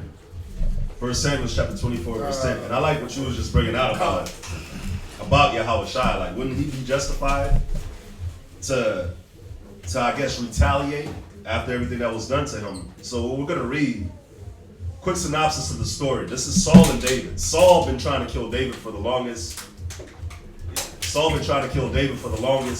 Numerous occasions. And David finally has Saul. Let's see how David carries himself. And real quick, the scripture I just quoted was Romans 12 and verse 21. Be not overcome of evil, but overcome evil with good. God. Overcome evil with wisdom, man. We all want to fight and get physical, and man, it's sad. Everybody wants to do the physical thing, but nobody wants to do the mental thing. The mental, the spiritual, that is going to go a longer way than just putting your hands on somebody or doing something physical. It doesn't accomplish anything. When Peter cut off the centurion's ear when they came for Christ, what did he say? You live by the sword, you die by the sword. You live by them hands, you're going to die by them hands. You're going to have to fight, and there's going to be somebody bigger than you. And guess what? You going to be ready? Are you going to be ready? Go ahead, man. Where we at? Go ahead. 1 Samuel chapter 24, verse 10. Read. Behold, this day thine eyes have seen how that the Most High had delivered thee today into my hand in the cave. Now think about this, y'all. You got somebody that's been trying to kill you, and you're on the run for what, months? No, this was years. He has run for years from Saul. He was running for years. You got this person that's been trying to kill you for years. And the Most High delivers this person into your hands. person's asleep. You right there standing over him. He's asleep. You got your sword. What would you do? Read. Most men would have killed Saul. Most men would. 99.99999% of men and women would have killed your enemy. Because the justification is, well, the Most High delivered him into my hands. Dead. But David was that point one. He was that 0.1 man that was like, no, let me look at this in a different aspect. Right. And this is how we have to view one another. But you know it's cold when you really think about it. Remember, Saul killed thousands. David killed tens of thousands of men. So David already done wiped out White niggas off the face of tens the of earth. thousands. But you got this person and he's like, let's see what he's like. Read. And some bade me kill thee. Yeah, you catch him and you got people around you. Not only are you wrestling with your mind like, damn, should I kill this person that's been trying to kill me? Should I do hurt to this person that's been hurting me? And you got people telling you. His top general was like, listen, I'll kill him for you. He said, I'll kill Saul if you don't want to do it, and I'll make it peaceful. I'll kill him in one blow. I had him right in the temple. You wouldn't even know. Yeah, he won't even know it, and I'll do it once, and that's it. So they were even trying to take the weight off of David and say, we'll do it for you. You ain't got to deal with that. Go ahead. Read. But mine eye spared thee. His eye what? Spared thee. Go ahead. And I said, I will not put forth mine hand against my Lord. How many of us can do this? This is meekness at its purest form. Because at this time, remember, Saul was the king. God. David was not king yet. But David still had enough respect for what the Most High set up and ordained. Yep. And as we read on, go ahead. For he is the Most High's anointed. He's the what? Most High's anointed. And this is how we got to look at each other. Right. Anointed, yeah. You got to look at your rib like, man, the Most High anointed her to be with me. She's the Most High's anointed. She's the Most High's child. You got to look at your children. You got to look at brothers. Why would I want to put my hand on a brother, on a sister, on the children? I'm not saying don't beat your kids when they need it, because when they need it, whoop them. But taking out that frustration of your day-to-day on the children, that's abuse. So let's get that straight. But we're supposed to look at one another as the Most High's anointed, man. The Most High's chosen. Yeah. If we get back into that mind, then the meekness, the wisdom of the scriptures will prevail. You'll show yourself a real man. But until then, you're showing yourself as a boy, uneducated, unlearned, lack of understanding. When I was a child, I spake as a child, I thought as a child, and I understood as a child. That's what that goes into. That's the balance. And you know, when you think about the Israelite community as a whole in the world, we got the men that fight each other. We got the women that fight each other. And then you got the households that fight each other. You got the family members that fight each other. You got the friends that fight each other. I mean, when you go on World Star Hip Hop, It's all fights. all you see is fights. Women fighting, men fighting, Yeah. kids fighting teachers. You know what I'm saying? Like it's literally just war. It's literally just fighting. And that's what's been bred into us. And that's what gotta come out of us. Why? Because one, and the most important thing is this: we're all anointed. We're all chosen by the Most High. So the scripture says, I'm not going to lay my hand against the Lord's anointed. So that's first and foremost how we got to view each other. You're a chosen brother like I am, whether in the truth or in the world. I'm not going to lay my hands against you when you got Esau that put us together. I'm not going to say put us together, but they put the system together that got us carrying out. Yeah, they put us in projects. They put us in the situation of crabs in a bucket. Yeah, man. They set it up so that we could fight against each other. They would tell you, hey, they'll tell you why they created projects to put you in there to see how long they're gonna survive. How long can they multiply, stack up on top of each other, and live? So that's just like I was watching a video on YouTube and Netflix in reference to how projects are exactly like prisons, God. especially in Cali. Like from how they're numbered, how they're built, how there's cameras, the whole time. It's just part, just like the prison. And they give you a fictitious thing of, oh, you got freedom because you can go to the corner store. But you tie down to that block. What nigga in the projects go anywhere? Nowhere. Oh, you stay on that block. Right? So let's jump to the next point. Oh, read verse 11. Oh. Verse 11. Yeah, That's go ahead. verse. Verse 11. Moreover, my father, see the skirt of thy robe in my hand. He called Saul his father. Yeah, I forgot to bring that out too. He said, moreover, my father, see the skirt of thy robe in my hand, because he cut off the skirt, basically the fringes of his robe. Right? Go ahead to kind of show him, like, I could have killed you. He showed him, like, look, I was this close to you. I could have took you out. Go ahead. There was 2 instances. Yeah, because he took his He water. took his water canteen. This is after. Go ahead. Oh. For in that I cut off the skirt of thy robe. And how did he feel? Go ahead, read. And killed thee not. Right? Know thou and see that there is neither evil nor transgression in mine hand. Go ahead. And I have not sinned against thee. Right. Yet thou huntest my soul to take it. But think about that. Like, you got somebody that's hunting your soul, but you don't got no evil or no transgression in your mind towards this person. God. And there was another one where it talked about he cut the skirt, and he felt bad. He felt bad for even doing that. He said, "I'm wounded in the heart." I forgot how it was worded, but he felt bad for even cutting off the hem of his garment. He was like, "Wow, I shouldn't even have did that." Yeah. Think about that.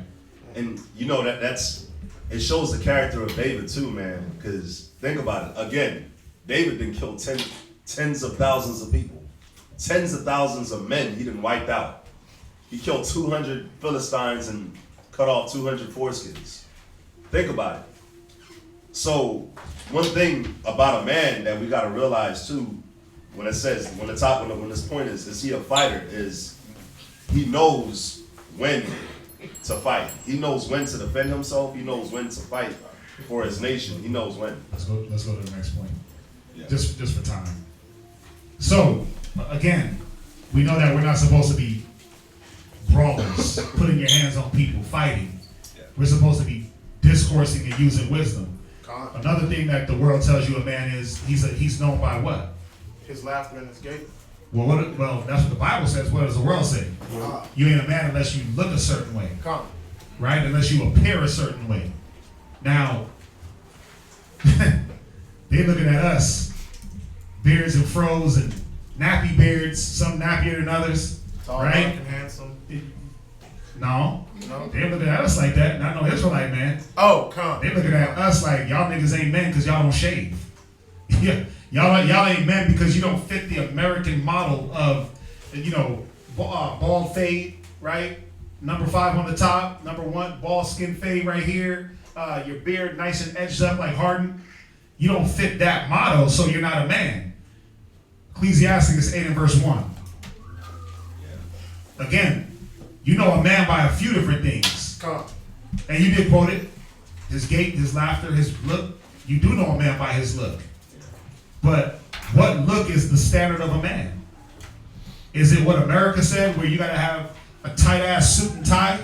Right? Where it's height, where the cut is up to the kneecaps before you even sit down? You flooding while you walk?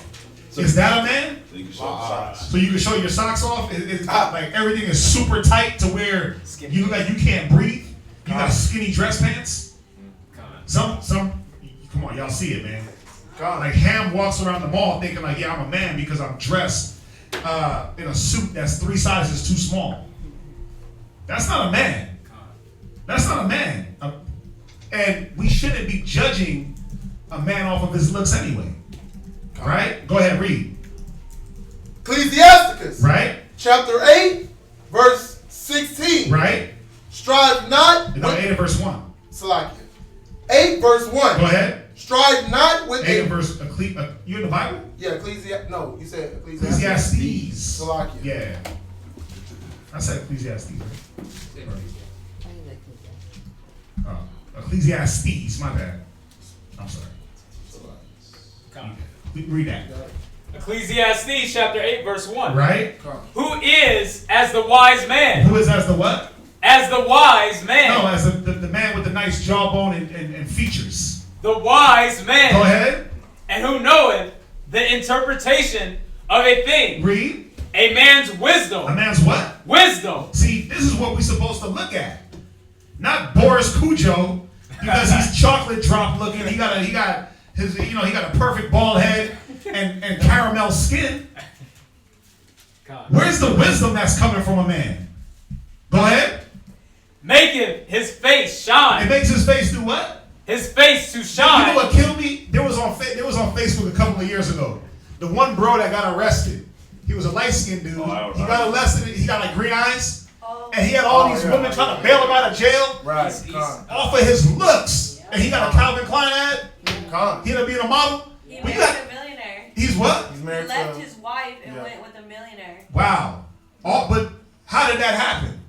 off his looks. Off his looks. Now, I forget what he was in jail for, but the sad part is he could have been a damn child molester.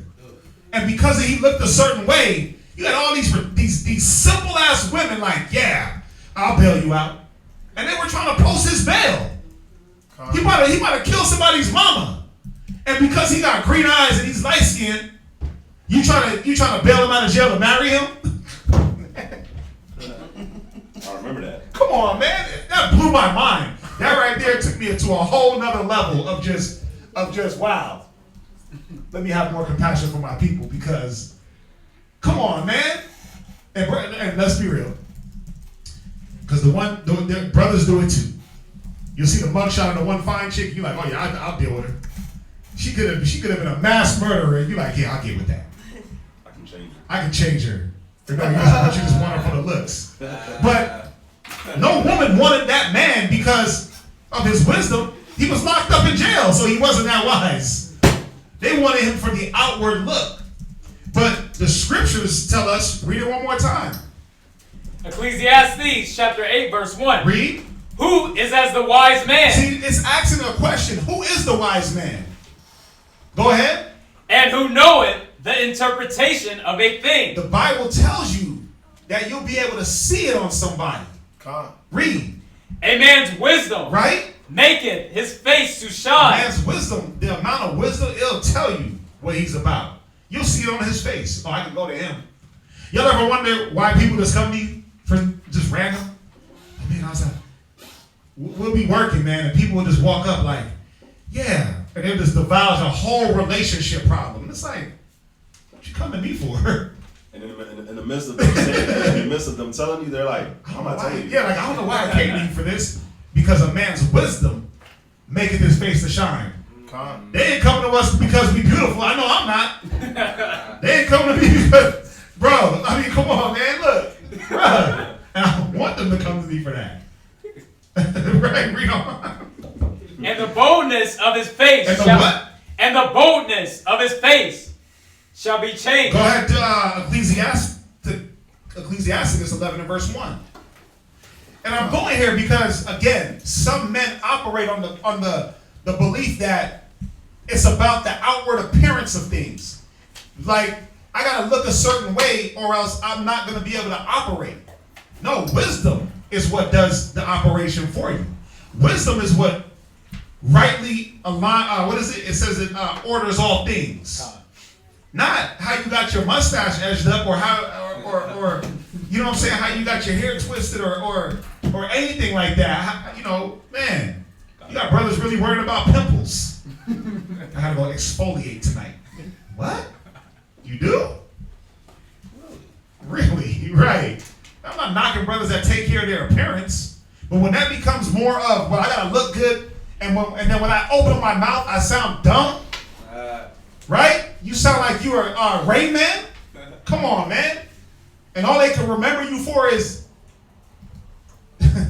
how you looked. Come on, bro. Ain't that what Saul was remembered for?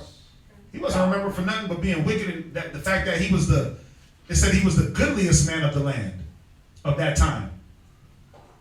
Is that what you as a man want to be remembered for? Oh, he was just good looking. Well, they do it to us all the time. Where's your one brother? You know, the one that was tall and handsome? Like, so he didn't speak no wisdom to you? He didn't say nothing good to you? No. Because some brothers don't. All they have is their looks. And that's what everything is predicated on. And then when those start to fade, what happens? When you can't go get the hair done, when you can't go get the exfoliation, when you can't hit the gym, what happens? You out the spirit? You can't function? Yeah. Some men can. Read that. Ecclesiasticus, chapter 11, verse 1. Read. Wisdom lifted up the head of him that is of low degree. See, it's about the wisdom lifting you up out of a low estate. Some men rely on looks. Well, man, I'm tall, dark, and handsome, or I'm sexual chocolate, so I'm gonna get me a woman. I'm gonna be pulled out the low estate by this woman, and you rely on the way you look. But it's the wisdom. The looks only last so long. Like they got the meme on the internet, and his six pack and his muscles. They don't raise kids, right? Like big breasts, big booty, and Brazilian hair weaves. That don't raise children. You can't feed no kid off of that. Well, let me take that back. Some women do, but that don't raise children. That don't make good children. Go ahead, read on.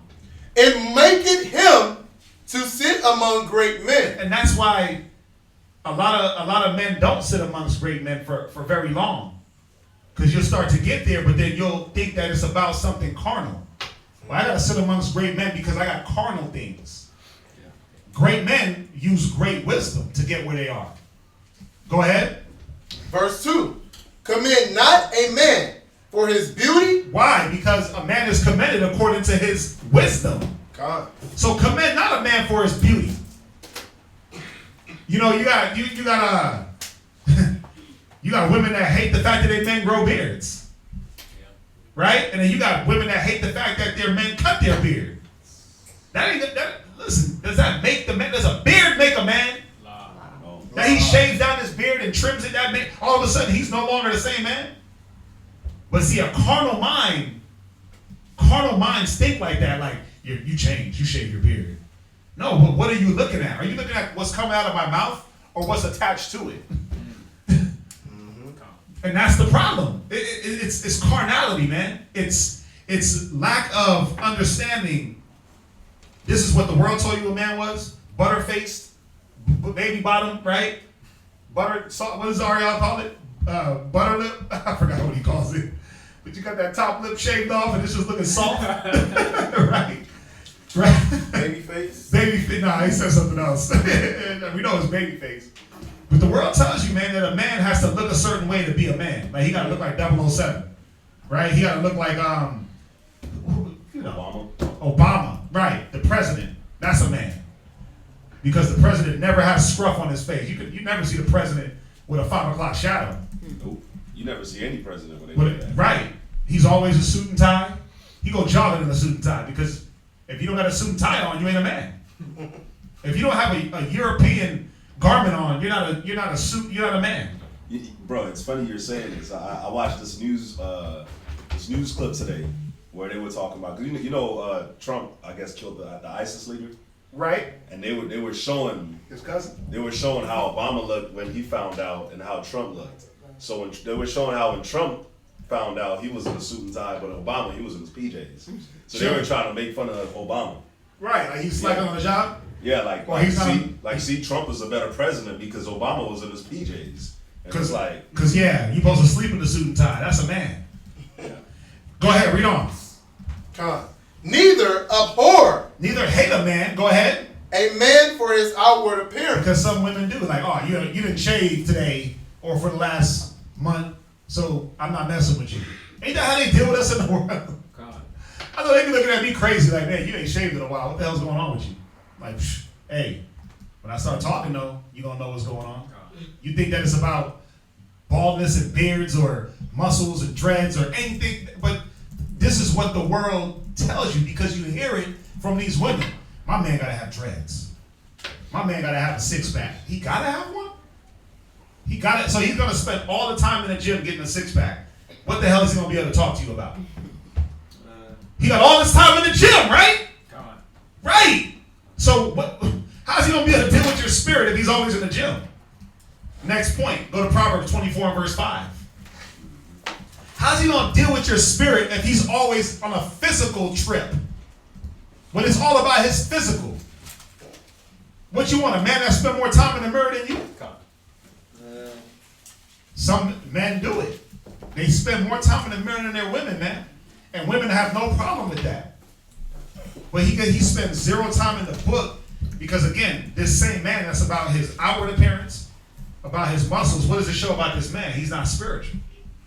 So that is the type of man that'll do what? Not saying all men that work out do this, but he is the type of man that when he gets frustrated, he'll act out of emotion. He'll put his hands on you. He is the type of man that doesn't know how to articulate and talk through his problems. If I'm always in the gym, working on my muscles, where's the time for studying? Where's the time for giving myself to the spirit? Right? That should be, where's the spiritual exercise? Verse 24. Proverbs 24 and 5. chapter 24, verse 5. Go ahead. A wise man Right? is strong. No, he's weak. Strong. He's whack. Strong. A wise man is strong. A man that uses wisdom, that's his strength. Now, am I saying that brothers can't be physically fit? Or have a nice muscle tone? Or have nice hair? Or have nice beards? Or keep themselves groomed? Of course not.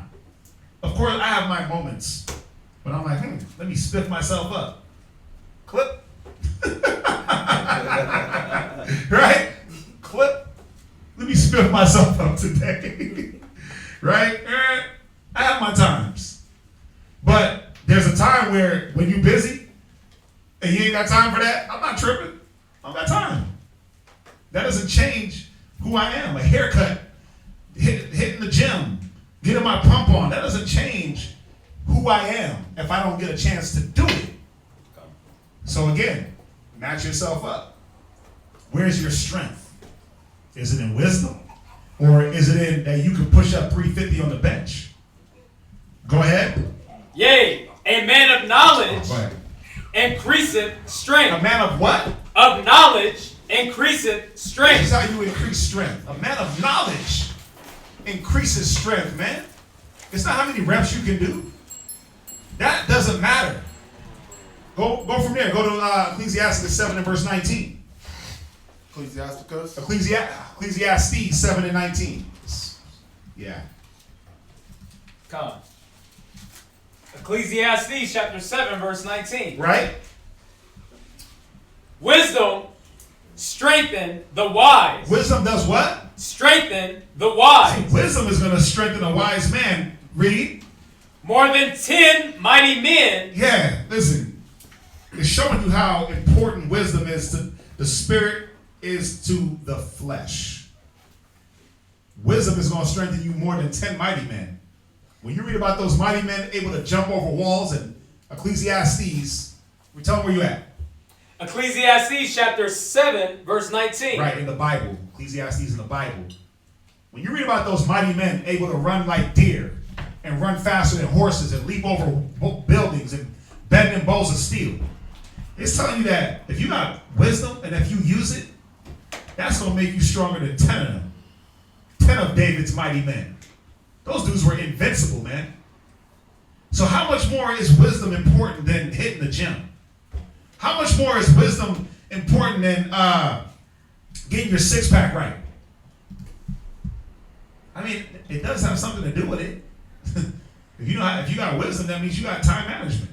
You can still hit the gym, study, but most importantly, you understand what comes first. You understand what's important. There's a time for the gym and there's a time to get flabby.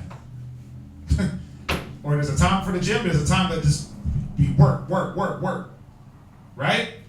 From there, go to 1 Timothy's. 1 Timothy's 4 and verse 8. And these are basic, listen, this is a basic class with basic scriptures because it's a basic, I want y'all to get the basic understanding. Ain't nothing deep, ain't nothing quasar-ish, it's basic. We got to get back to the basic thinking, man, and basic operation. 1 Timothy 4 and 8. 1 Timothy chapter 4, verse 8. Go ahead. For bodily exercise profiteth little. Yeah, the Bible tells you, man, bodily exercise, there's very little profit in it. For some, it's not about how little I can profit, but it's how many looks I can get, how many women I can get. See, it only profit little to a man that's godly, because he's not worried about using his chest muscles to pick up women. He's not hitting the gym and walking through the mall with a skinny tank top on. You know those skinny tank tops that men wear where you can see his nipples? That's terrible. Or only the nipple is Only the nipple is covered? Barely? You're a grown-ass man walking through the mall with a string bikini? Come on, man. Come on. Y'all think it's a game. You got brothers that do this. You got brothers that do this because they have no spiritual attributes to display. The wisdom ain't making their face shine. So now I gotta oil up myself, go to the gym, hit it, and then walk into the mall sweating, so people can see me with a skinny tank top. Not even a wife beater, where at least it covers you, right? You got the joint that's cut all the way down to your navel, right? And it's just held with 2 strings, and it's just all chest.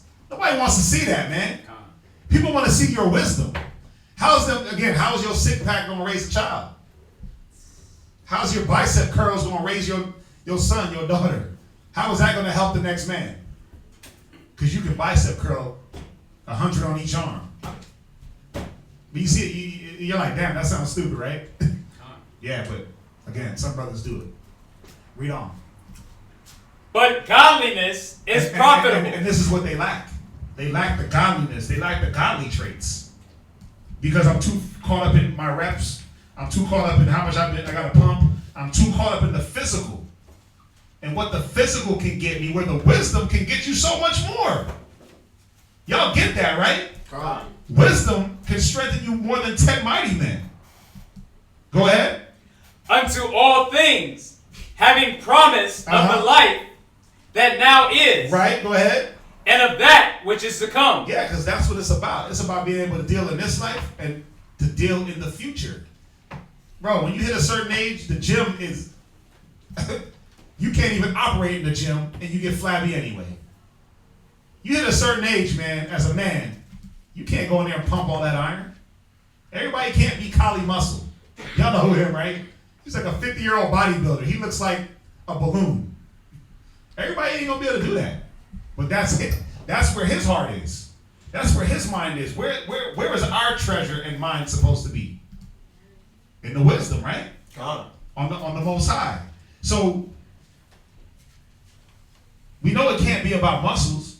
We know the world tells us muscles. You got to look a certain way, certain physique.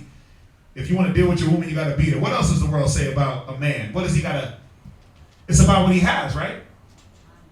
If you don't have a certain vehicle, or if you don't have certain a number of shoes, like, man, ain't it crazy that a man got to have a certain number of shoes now? Wasn't that a woman thing? Like, man, you only got 4 pair, nigga. You whack. Think about it. Why do you think dudes run through the mall, put a brand new pair on, and 2 brand new pairs in the bag? They got to appear somewhere. I see the dude walk through the mall today. He had a brand new pair on. I'm like, man, you just got those yesterday? He's like, yeah, I got 2 more. But he thinks that is what a man is supposed to do. He's supposed to be able to add on carnal things to carnal things. And if I could walk you into my closet and show you all my trophy shoes, I'm gonna be looked at as a man. Like, damn, you a man? Because what it is, damn, you the man, son. You got all them shoes. You the man. You got all them hoes. You the man. You got that car. You the man. You got that woman. You the man. You got that house. You're the man, right? But does that make you the man? Because you buy all them shoes, but bills need to be paid. Come on, man. How many cats y'all know run through the mall and ball out, but then they ain't got no food in the fridge? They got the $700 belt, the $30 jeans, and the rent needs to be paid. That's not a man because you could wear a $700 belt, right? God. Because you could get some Gucci slides, and then 6 months later you want to return them because you got to pay rent or because you got a bill. Come on, man. You trying to return Gucci slides? But you wanted to be the man for the moment. Possessions. Right? They tell you that your possessions make you a man. Go to Acts 17 and 29.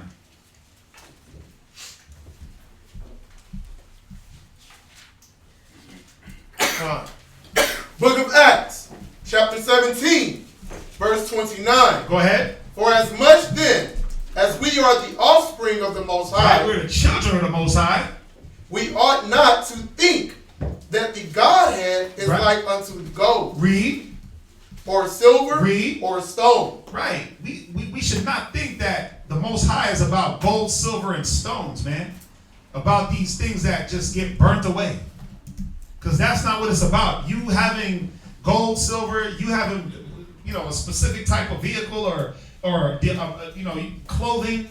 You got 4 walk-in closets. Like, I remember you watch MTV Cribs. And I remember they had Usher.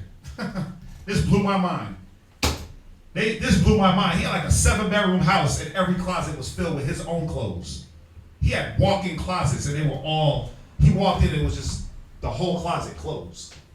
He had 1 closet, 3 closets, just all shoes. I was like, damn, he's the man. That was way back when I was young. I was like, yeah, that dude's the man. He got all them clothes. I want that. Because that's what they teach us, that to be the man, you have to have a certain number of things. You can't be the man with 1 pair, son. I'm sorry. You can't be the man with 2 pair. You got to have 30 pair, all sitting in the closet just decaying to say that you're the man. You got to have a certain amount of possessions, or you just got to have possessions in general. Your mind has to be on your goods. But read that scripture one more time. God. Book of Acts, chapter 17, verse 29. Right? For as much then as we are the offspring of the Most High, we ought not to think that the Godhead is like unto gold or silver or stone, graven by art and man's device. Right. So we can't think that the Most High is about just possessions. Yes, he does take glory in the prosperity of his saints. Yes, he does want us to have things. Not saying you can't have clothes. You don't want you running around butt naked. Not saying you can't have more than 2 pairs of shoes.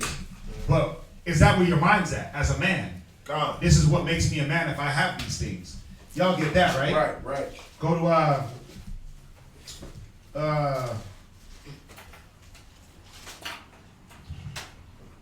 go to 1 Timothy 6 and 6. God. 1 Timothy, chapter 6, verse 6. Right? But godliness. But what? Godliness. Go ahead. With contentment is great gain. See, that's what the gain should be. You should be trying to gain godliness and being content with the things that you have, waiting for the Most High to increase you. Godliness with contentment is great gain. Read verse 5. Perverse disputings Right. of men. Go ahead. Of corrupt minds. Read.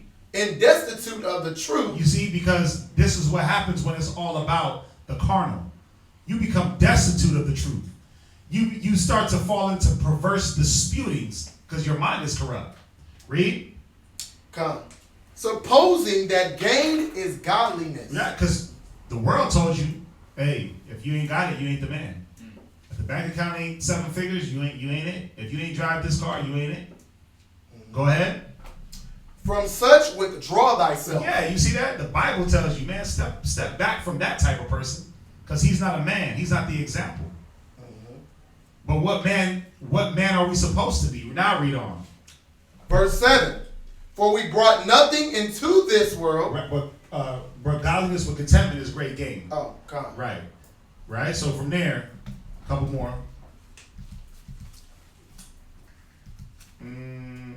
Go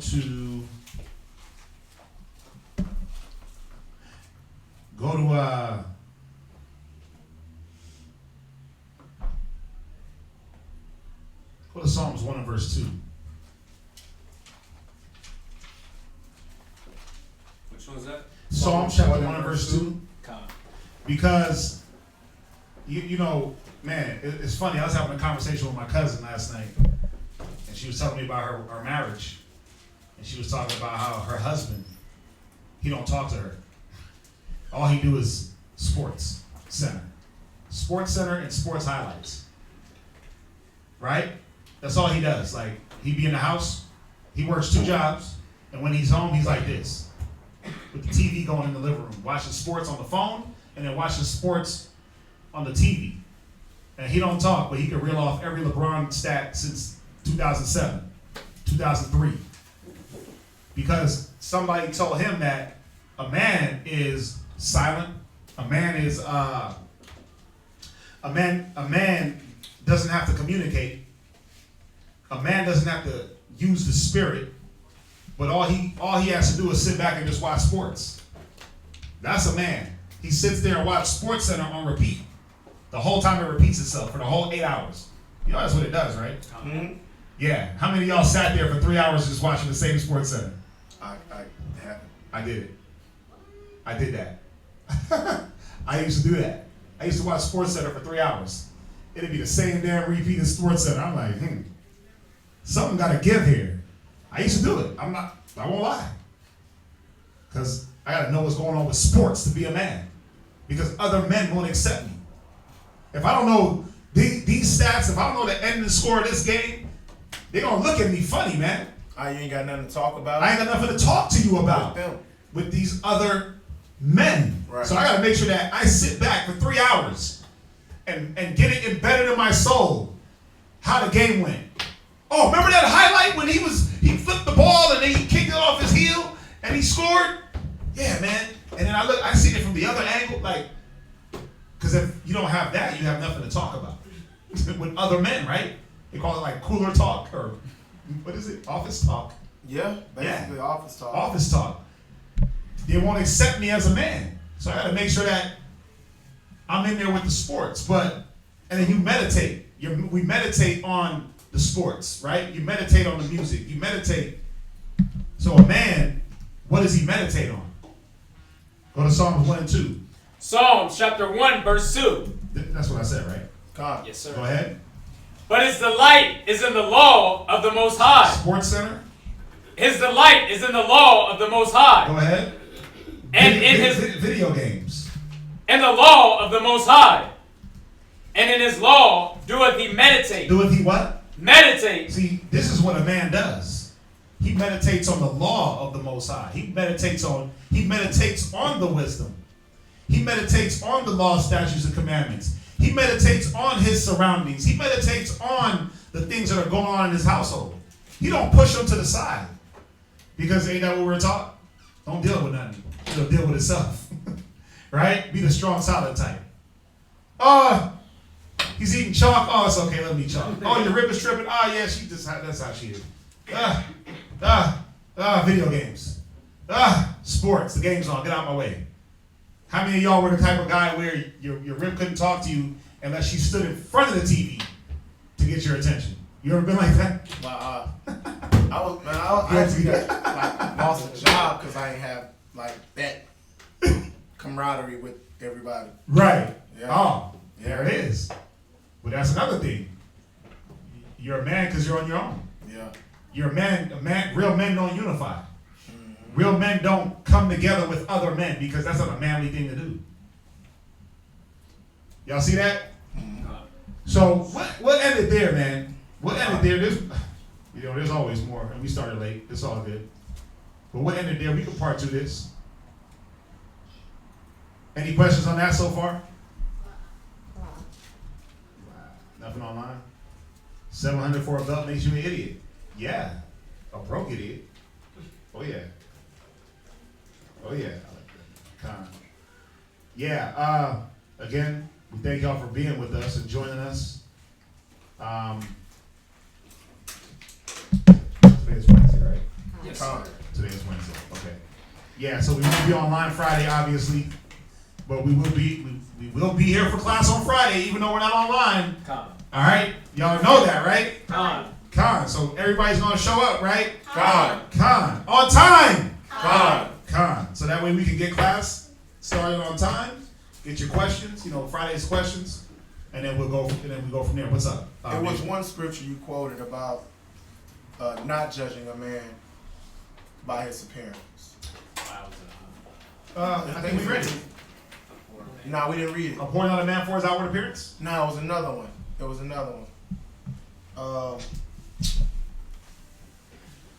Let's see. It was another one that you said. This looks. You quoted it, but you didn't. We didn't go there? Yeah, we didn't go there. I gotta probably find it then. I gotta find it for you. Come. Man. Yeah. It's yeah, I know what you're talking about. It's It's Ecclesiasticus. Ecclesiasticus 19 and 29. Come. A man may be known by his look, and one that hath understanding by his countenance. Right. When thou meetest him, see, you'll know a man of understanding as soon as you meet him, Come. because wisdom will make his face to shine. A man's attire and excessive laughter and gait show what he is. Come. Yeah, Ecclesiasticus 19:29. All right, is that it? Come. All right, speak now, forever hold your peace until Friday. What's that? The second baptism part. So you have time for it to go over. Oh no, we're not gonna go over that tonight. Remember, that's a Okay, whole. yeah. We can put together something on that. Okay. Yeah, that's gonna be a separate class. We'll be here for another 3 hours. Oh, wow. Come. That's what I'm saying. You don't want to answer that in 2 questions or in 2 scriptures. All right. So yeah, we'll get that put together for you. Not a problem. Is that it? All right. Well, with that, everybody, let's salute them online. Let's say shalom. Shalom. We'll see y'all back here on Saturday for the Shabbat morning class. Shalom. The Most High is my rock. In the name of Messiah. The Most High is my rock. The Most High is my rock. The Most High is my rock. Yeah. The Most High is my rock. I keep my Bible on top. The Most High is my rock. No time for cupcake and the cutting. Hit the streets and start cutting. The Israelites are bubbling. The Israelites are coming. I don't celebrate Thanksgiving. You can keep the stuffing. It's pagan, disdain, it's vain, it's nothing. The European Union about to hit the button. And I feel sorry for you if you think the Lord is bluffing. That's why I hit the booth and I tell the truth. Are you fishing with the truth? Homie, where's your fruit? If the Most High is your rock, don't treat him like a side piece. Come in this truth plan and treat you like a side piece. He's the God of mercy and wrath. So do you want to fly or do you keep the Bible on cop? The Most High is my rock. Rock. The Most High is my rock. The Most High is my rock. The Most High is my rock. In the name of Messiah. The Most High is my rock. The Most High is my rock. The Most High is my rock. Yeah. The Most High is my rock. I keep my Bible on top. The Most High is my rock. No time for cupcake and the cutting. Hit the streets and start cutting. The Israelites are bubbling. The Israelites are coming. I don't celebrate Thanksgiving. You can keep the stuffing. It's pagan, disdain, it's vain, it's nothing. The European Union about to hit the button. And I feel sorry for you if you think the Lord is bluffing. That's why I hit the booth and I tell the truth.